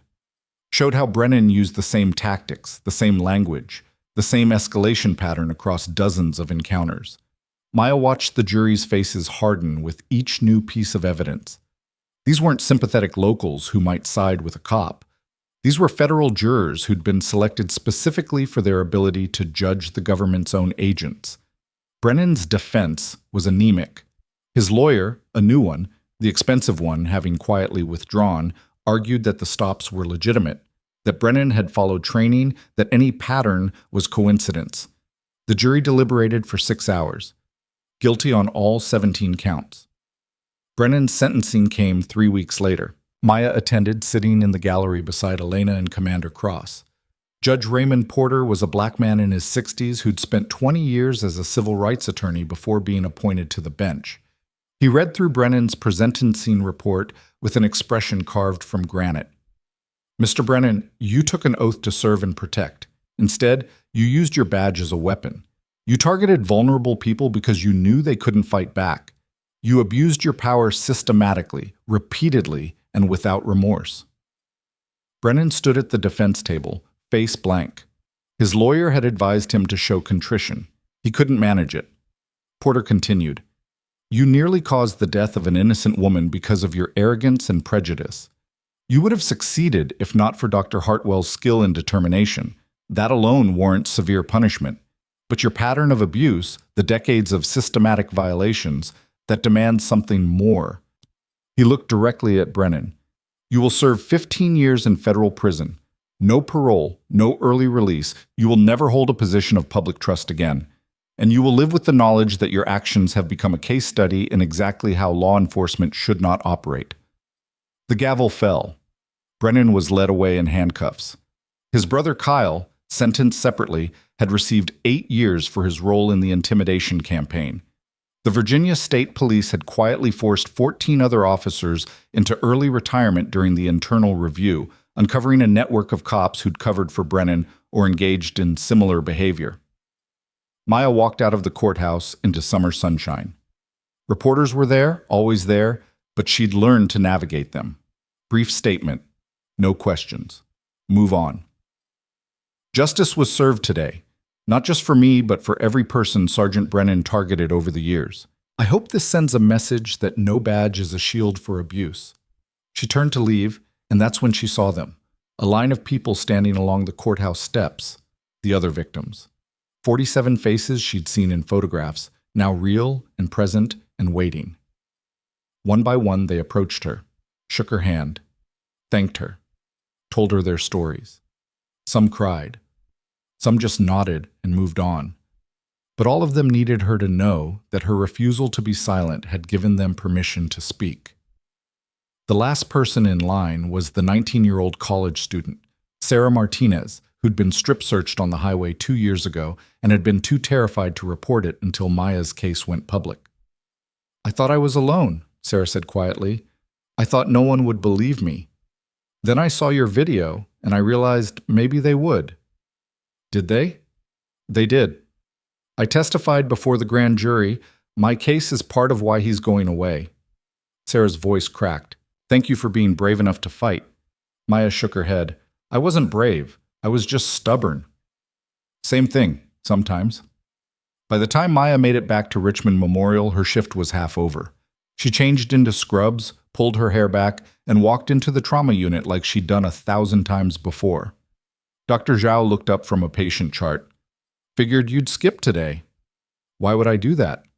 "Because you just watched a man get sentenced to federal prison partially because of your testimony, and most people would need a minute to process that." Maya checked the patient board. "I'll process later. Right now we've got a motorcycle accident incoming, ETA 4 minutes, and I'm guessing they're going to need vascular work." Zhao smiled. "Glad you're back." The patient arrived, 26-year-old male, blunt force trauma to the femoral artery, bleeding heavily. Maya scrubbed in, moved to the table, and did exactly what she'd been trained to do. Assess, stabilize, repair, save. The surgery took 3 hours. When it was over, the patient was stable and headed to recovery. Maya stripped off her gloves, washed up, and found Chen waiting in the hallway. "How did you know I'd be here?" "Because you're you." Chen held up her phone. "The Hartwell initiative just went live. Website, donation portal, advisory board. We've already raised $80,000. Maya leaned against the wall. "I don't know how to feel about having my name on something. Feel proud, feel accomplished, feel whatever you want, but know that people believe in what you did and they want to support it. What I did was my job. Your job was saving Elena Cross. Everything else, the trial, the testimony, the reform, that was you choosing to fight when you could have walked away." Maya closed her eyes. She was exhausted, the kind of exhaustion that went beyond physical into something deeper and harder to name. But beneath it, she felt something else, a quiet satisfaction. Not pride exactly, just the knowledge that she'd held the line when it mattered. "I'm going home," she said finally. "Actual home? Not a safe house?" "Actual home. They cleared it weeks ago." Maya drove back to her townhouse as the sun set over Richmond. Her street was quiet, familiar, unchanged. She parked in her driveway, walked up to her front door, and stopped when she saw the envelope tucked into the doorframe. No stamp, no return address, just her name written in careful block letters. She opened it slowly, half expecting another threat. Instead, she found a single sheet of paper with a handwritten note. "Dr. Hartwell, you don't know me. 5 years ago, Brennan pulled me over and made my life hell for an hour because I looked suspicious. I never reported it because I didn't think anyone would care. Then I saw what he did to you, and I realized I wasn't crazy. I wasn't imagining it. It happened. I testified before the grand jury last month. Because of you, they believed me. Thank you for fighting. Thank you for not disappearing. Thank you for showing us that fighting back was possible. You saved more than one life that night." The note wasn't signed. Maya read it 3 times, then folded it carefully and put it in her pocket. She went inside, locked the door, and stood in her living room. Her actual living room, in her actual home, with her actual life slowly reassembling around her. The trial was over. Brennan was in prison. The reforms were in motion. The foundation was launched. She should have felt relief. Victory, even. Instead, she felt the weight of everything that came next. Because the system hadn't changed itself. People had forced it to change. And that meant staying vigilant, staying angry, staying ready to fight the next battle when it came. Her phone buzzed. Unknown number. For a second, her pulse spiked. Muscle memory from the threats, from the surveillance, from everything that had tried to break her. She answered anyway. "Dr. Hartwell? Yes?" "This is Sergeant Lisa Torres, Virginia State Police. I just wanted to call and tell you that I've been assigned to the new Medical Emergency Response Unit, the one created because of your case, and I wanted you to know that I take it seriously. What happened to you will never happen on my watch." Maya sat down slowly. Thank you. No, thank you. For not letting them bury it. For fighting when it would have been easier to walk away. You made us better. They talked for a few more minutes. Torres explained the new protocols, the training, the oversight. When the call ended, Maya sat in the quiet house and let herself breathe. This was the part they didn't show in movies. Not the victory celebration or the dramatic confrontation, just the slow, steady work of rebuilding, of trusting that the changes would stick, of believing that the fight had been worth it. Her phone buzzed again. This time, it was a news alert. Breaking. Virginia State Police announced first prosecution under new accountability protocols. Officer arrested for excessive force during traffic stop. Body camera footage cited as key evidence. Maya read the article. The officer had been arrested within hours of the incident. The victim, a 17-year-old black teenager, had been released with an apology. The system had worked exactly the way it was supposed to, because someone had forced it to. Maya turned off her phone, walked upstairs, and fell into bed still in her scrubs. She was asleep in seconds, dreamless and deep. When she woke the next morning, the sun was streaming through her window and her phone was ringing. She answered without checking the caller ID. Dr. Hartwell, this is Special Agent McKinney. We need to talk. There's been a development in Brennan's case. Something we didn't see coming. Can you come to the field office today? Maya sat up, instantly awake. What kind of development? The kind that changes everything. How soon can you get here? Maya was at the FBI field office within an hour. Special Agent McKinney met her in the lobby and escorted her to a conference room on the 4th floor, where 3 other agents waited, along with Chen, Commander Cross, and a woman Maya didn't recognize. Mid-50s, sharp suit, the kind of presence that suggested federal prosecutor. McKinney made introductions.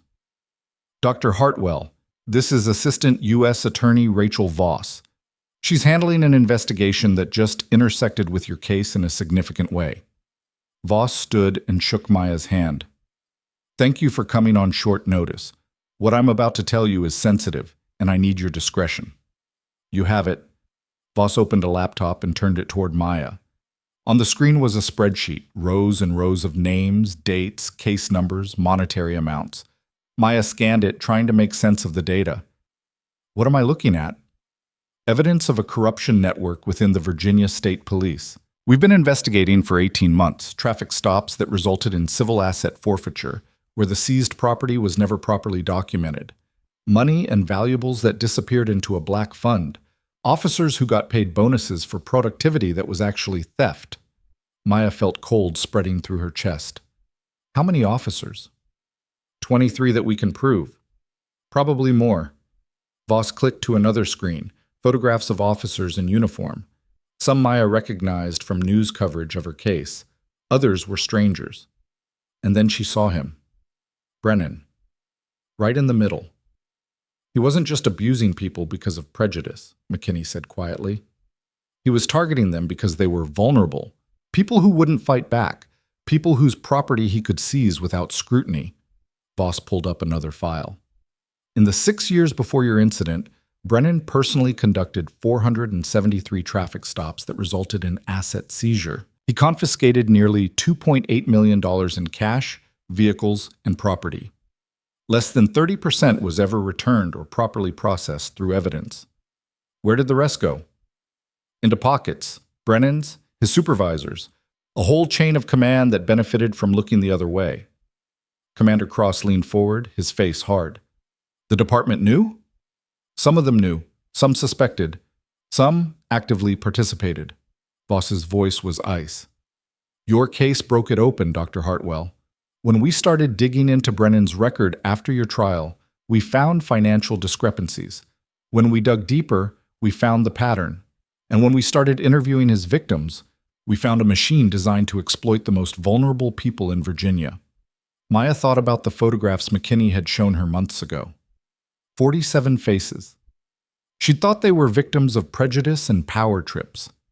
Now she understood they were victims of something more calculated, more predatory. Why are you telling me this now? Because we're about to make arrests, 23 officers, 4 supervisors, and we need you to understand that what happened to you wasn't an isolated incident. It was part of a system, and that system is about to collapse. The arrests happened at dawn 2 days later. Maya watched it unfold on the news from Richmond Memorial's break room, surrounded by colleagues who'd come in early just to see it. FBI agents in tactical gear executing simultaneous raids across Virginia, officers being led out of their homes in handcuffs, news helicopters capturing it all. By noon, all 23 officers were in federal custody.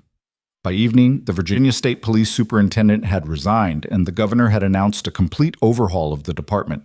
The press conference was held at the state capitol. Governor Michelle Torres stood at a podium flanked by federal prosecutors, civil rights leaders, and families of victims who'd lost property to the corrupt network. What we've learned over the past 48 hours is unconscionable. A network of officers sworn to protect and serve instead preyed upon the people of Virginia. They used their badges as weapons and their authority as cover for theft. This stops today.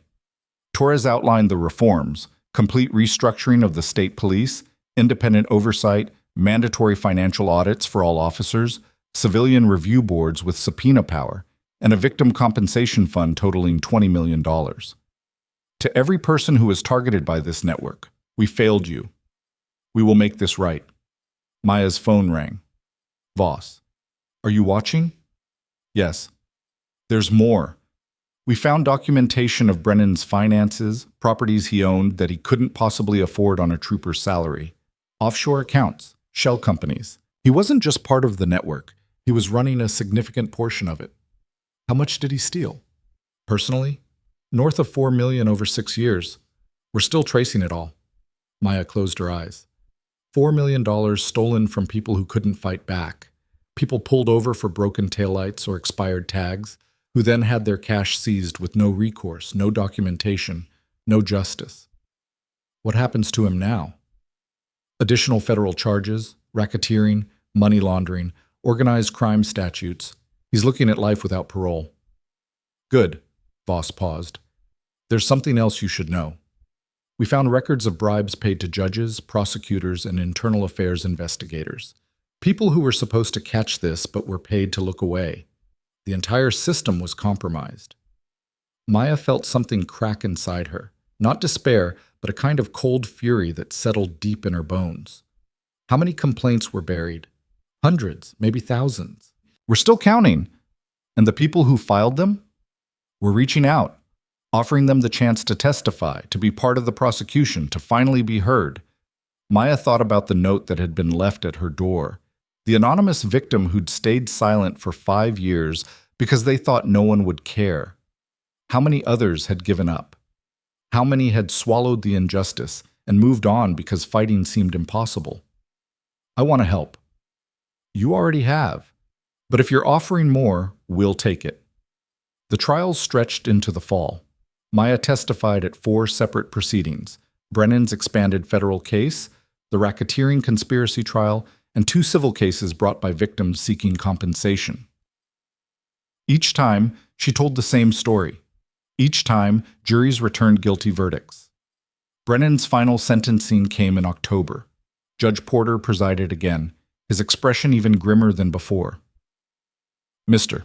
Brennan, when I sentenced you in June, I thought I understood the scope of your crimes. I was wrong. You didn't just abuse your authority, you weaponized it. You built a criminal enterprise inside a law enforcement agency and used your badge to terrorize and rob vulnerable people for profit. Brennan stood at the defense table, looking 20 years older than he had 6 months ago. Prison had worn him down to something hollow and defeated. Porter continued, Your original sentence was 15 years. I'm adding 25 years for the racketeering charges, to be served consecutively. You will spend the rest of your life in federal prison. You will never breathe free air again. And every day you spend behind bars, I want you to think about the lives you destroyed for money. The gavel fell. Brennan was led away for the last time. Maya watched him go and felt nothing except a kind of distant satisfaction. Justice wasn't always clean or quick, but it was thorough when it finally arrived. Outside the courthouse, she found a crowd waiting. Not reporters this time. Victims. Dozens of them, holding signs and photographs demanding to be seen. One woman approached, Keisha Williams, who'd had $18,000 seized during a traffic stop 3 years ago. money she'd saved to buy her first house, money Brennan claimed was suspicious and never returned. "They're giving it back," Keisha said, tears streaming down her face.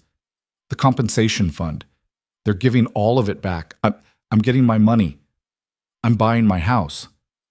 Maya hugged her, this stranger who wasn't a stranger anymore, and felt the weight of it all. The fight, the fear, the months of uncertainty transform into something worth carrying. More people came forward. A father who'd lost his car and his job when Brennan seized his vehicle. A grandmother who'd had her late husband's insurance payout confiscated. A young couple who'd been pulled over on their way to their wedding and humiliated on the roadside while Brennan searched for cash he could steal. All of them with their money returned. All of them with their dignity restored. All of them because one woman had refused to disappear.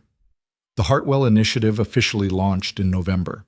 Elena and Commander Cross had assembled a board of medical professionals, civil rights attorneys, and reform advocates.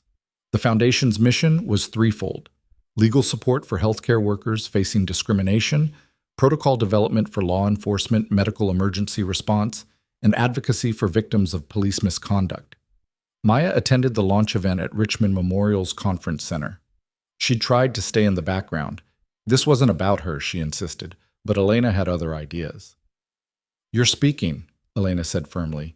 "People need to hear from you." "I'm a trauma nurse, not a public speaker." "You're both, and you're the reason we're all here." Maya stood at the podium and looked out at the crowd. Hundreds of people, medical professionals and activists and families who'd been touched by the case. She hadn't prepared remarks. She'd planned to wing it. But standing there, seeing all those faces, she understood what they needed to hear. 6 months ago, I was detained on the side of a highway while a patient was dying. I showed my credentials. I explained the emergency. I did everything right, and it didn't matter because the person with power had decided I wasn't worth believing. The room was absolutely silent. I'm standing here today not because I did anything heroic. I just refused to accept that my life, my credentials, my patient's life, that any of it was worth less than one man's ego. And when I fought back, I learned something important. The system doesn't change itself. It changes when we force it to. She paused, gathering her thoughts.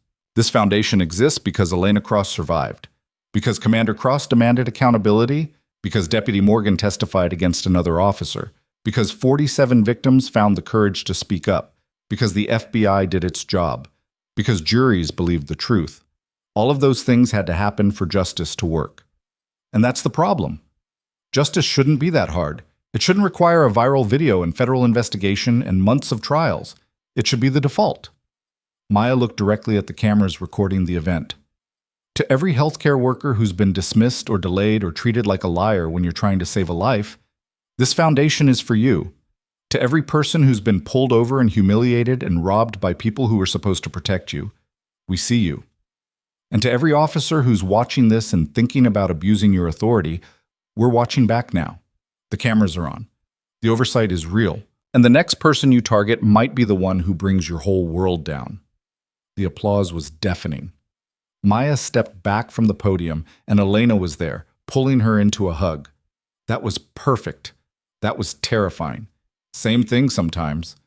The Foundation's first case came 2 weeks later. A paramedic in North Carolina who'd been detained during an emergency response and subsequently fired when she filed a complaint. The Hartwell initiative provided legal representation, media support, and medical protocol expertise. The case was settled within a month. The paramedic got her job back, the department implemented new protocols, and the officer who detained her was disciplined. It was the first of many. By year's end, the Foundation had handled 37 cases across 6 states. Some were resolved quietly. Others became public battles. But all of them ended with healthcare workers protected and systems forced to change. Maya returned to her life at Richmond Memorial, 12-hour shifts, trauma cases, teaching residents. But now she also spent evenings reviewing case files for the Foundation, weekends speaking at conferences about medical emergency protocols, and spare moments answering emails from people who needed help. It was exhausting. It was overwhelming. It was exactly what she needed to do. One evening in December, she was reviewing a case file in her office when Dr. Zhao knocked on the door. "You're still here?" Maya checked the clock. 9 p.m. Apparently. Go home. The cases will still be there tomorrow. So will the patients. Zhao sat down across from her. You know what I told you when you first joined this unit? I said you were the best trauma nurse I'd ever worked with. I stand by that. But I'm adding something. You're also the most stubborn person I've ever met. And thank God for it, because that stubbornness saved Elena Cross. It exposed Brennan. It broke a corruption network. It changed an entire state's law enforcement system. But Maya, you're allowed to rest. Maya set down the file. I don't know how to rest anymore. Learn, because we need you whole, not burned out. Maya drove home that night through Richmond's winter streets, past the courthouse where she'd testified, past the highway exit where she'd been detained, past all the places that had become landmarks in a story she hadn't asked to be part of. Her townhouse was dark and quiet. She unlocked the door, dropped her bag, and found an envelope on her kitchen counter. She didn't remember seeing it there that morning, but her mind had been elsewhere. Inside was a letter from the Virginia State Police, official letterhead, formal language. She scanned it quickly, expecting another interview request or documentation requirement. Instead, she found an apology. Dear Dr. Hartwell, on behalf of the Virginia State Police, I write to formally apologize for the events of March 6, 2026. Your detention during a medical emergency was unconscionable. The failure to verify your credentials, the dismissal of your expertise, and the delay that nearly cost Elena Cross her life represent failures at every level of our organization. We cannot undo what happened to you. We can only commit to ensuring it never happens again. The reforms implemented in the wake of your case, mandatory verification protocols, body camera requirements, civilian oversight, are now permanent policy. Officers are trained using your case as an example of exactly how not to conduct a traffic stop. Your experience has fundamentally changed how we operate. This letter cannot restore the 32 minutes that were stolen from you. It cannot erase the trauma of being dismissed and humiliated while trying to save a life. But please know that your courage in fighting back has protected countless others who will never face what you faced. You were right to expect better from us. We are working every day to deserve that expectation. With profound respect and regret, Acting Superintendent Maria Santos, Virginia State Police. Maya read it 3 times. Then she folded it carefully and put it in a drawer with the anonymous thank you note, the trial transcripts, and all the other pieces of evidence that this had been real, that it had mattered, that it had changed something fundamental. She made herself dinner, nothing fancy, just pasta and vegetables, and ate at her kitchen table while scrolling through emails, messages from the foundation, case updates, requests for interviews she'd politely decline, and one message from Special Agent McKinney with a subject line that made her pause. Final numbers. She opened it. Dr. Hartwell. Thought you'd want to know the final accounting. 23 officers convicted, 4 supervisors, 7 judges and prosecutors charged with corruption. Asset forfeiture network completely dismantled. Total funds recovered and returned to victims, $47.3 million. Additional policy changes implemented across Virginia.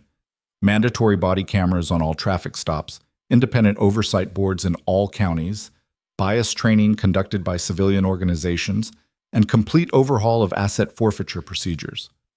None of this happens without you. Not the investigation, not the trials, not the reforms. You held the line when it would have been easier to walk away, and that made all the difference. The work continues, but tonight, I hope you take a moment to recognize what you accomplished.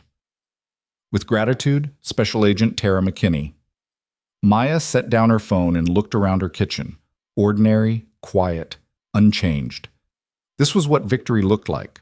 Not dramatic, not cinematic, just a woman sitting alone in her house, eating pasta, reading emails about how a system had been forced to change.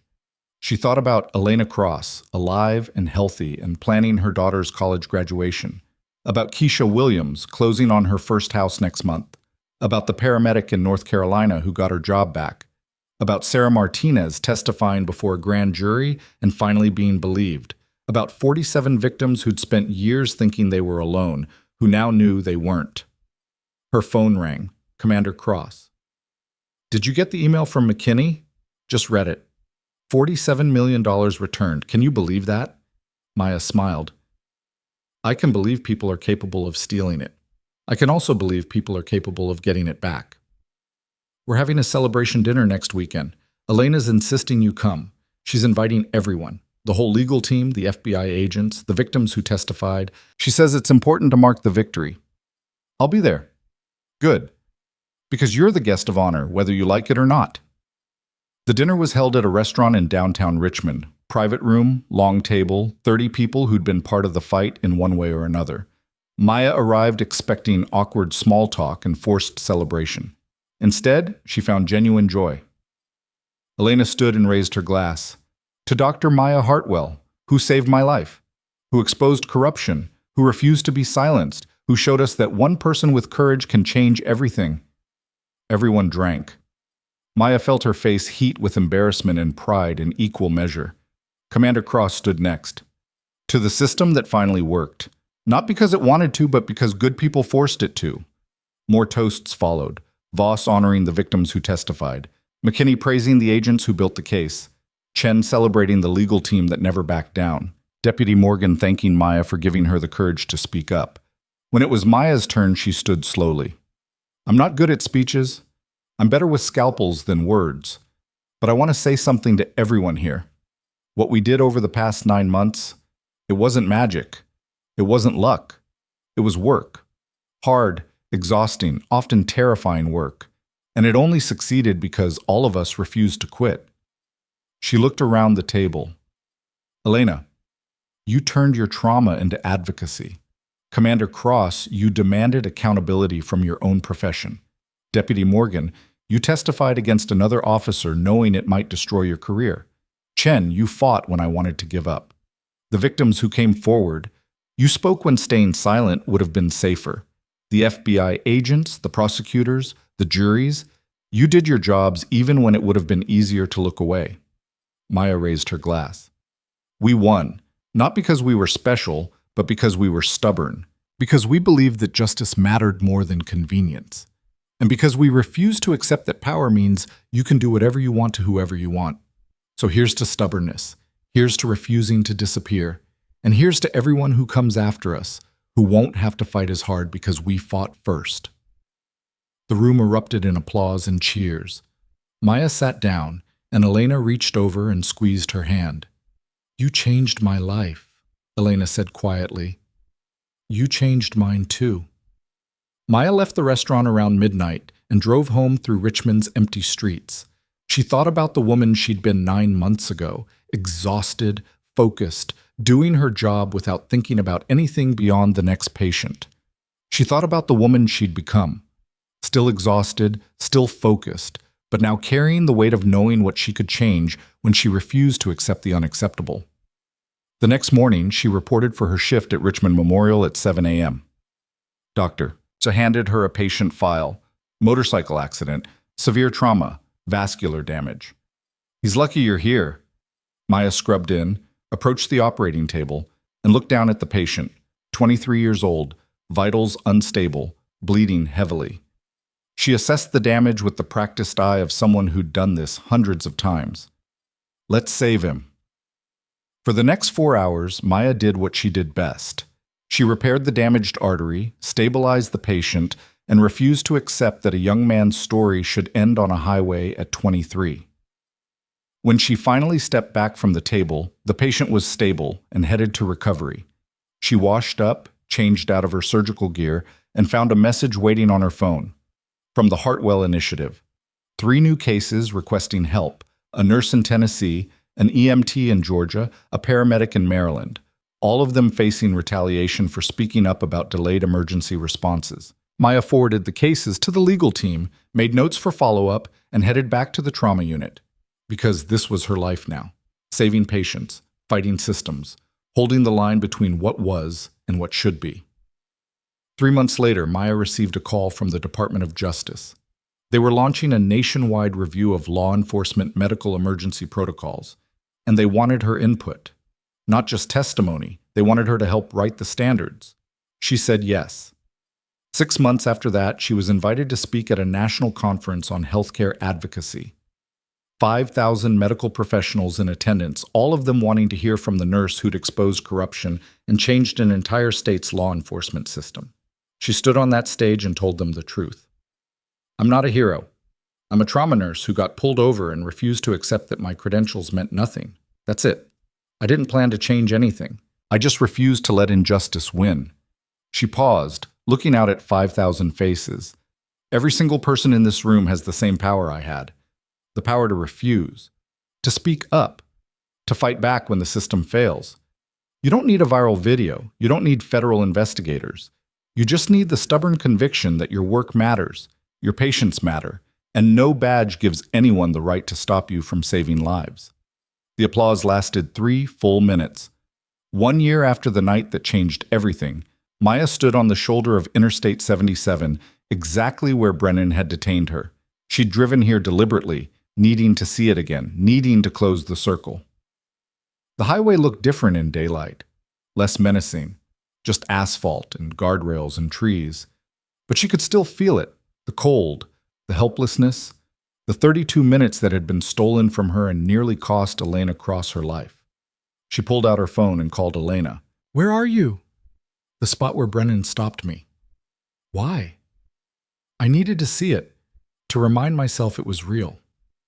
Elena was quiet for a moment. "And what do you feel?" Maya looked down the highway, toward Richmond Memorial, toward the life she'd saved and the fight she'd won. Proud, angry, grateful, all of it. "Good. Feel it all. You earned it." Maya drove back to Richmond and went straight to the hospital. She had a shift starting in an hour, and there were patients who needed her. That's what she did. That's who she was. But now she was also the woman who'd exposed corruption, who'd forced a system to change, who'd shown thousands of others that fighting back was possible. She walked into Richmond Memorial's trauma unit, pulled on her scrubs, and checked the patient board. Busy night ahead. Multiple emergencies incoming, lives hanging in the balance. Dr. Zhao appeared beside her. "Ready?" Maya looked at the board, at the names and vital signs and urgent flags that meant people were counting on her. Always. She moved through the unit with the confidence of someone who knew exactly what she was capable of, not just in surgery, not just in saving lives, but in refusing to accept that power meant you could silence people who spoke truth. Somewhere in Virginia, protocols were being followed that hadn't existed a year ago. Body cameras were recording stops that would have been buried. Oversight boards were investigating complaints that would have been dismissed. Healthcare workers were being believed when they said they had emergencies. Victims were getting their money back. Officers who abused their authority were facing consequences. All of it because one woman had been detained on a frozen highway and decided that 32 minutes mattered. Maya Hartwell had been dismissed, delayed, and humiliated. She'd been called a liar by people who were supposed to serve and protect. She'd stood on the side of a road while a patient was dying and felt powerless to stop it. But she hadn't stayed powerless. She'd fought back. She'd exposed the truth. She'd held the line when everyone else wanted to look away. And in the end, she'd won. Not because she was special, not because she was chosen, but because she was stubborn enough to believe that justice mattered, skilled enough to save a life even when someone tried to stop her, and brave enough to keep fighting long after the cameras stopped rolling. The first patient arrived at 8:15 p.m. Cardiac arrest, critical condition, minutes from death. Maya moved to the table, assessed the damage, and got to work. "Stay with me," she said, her hands already moving with surgical precision. "We're not losing you." And they didn't, because that's what Maya Hartwell did. She saved lives. She fought systems. She held the line, and she never, ever disappeared.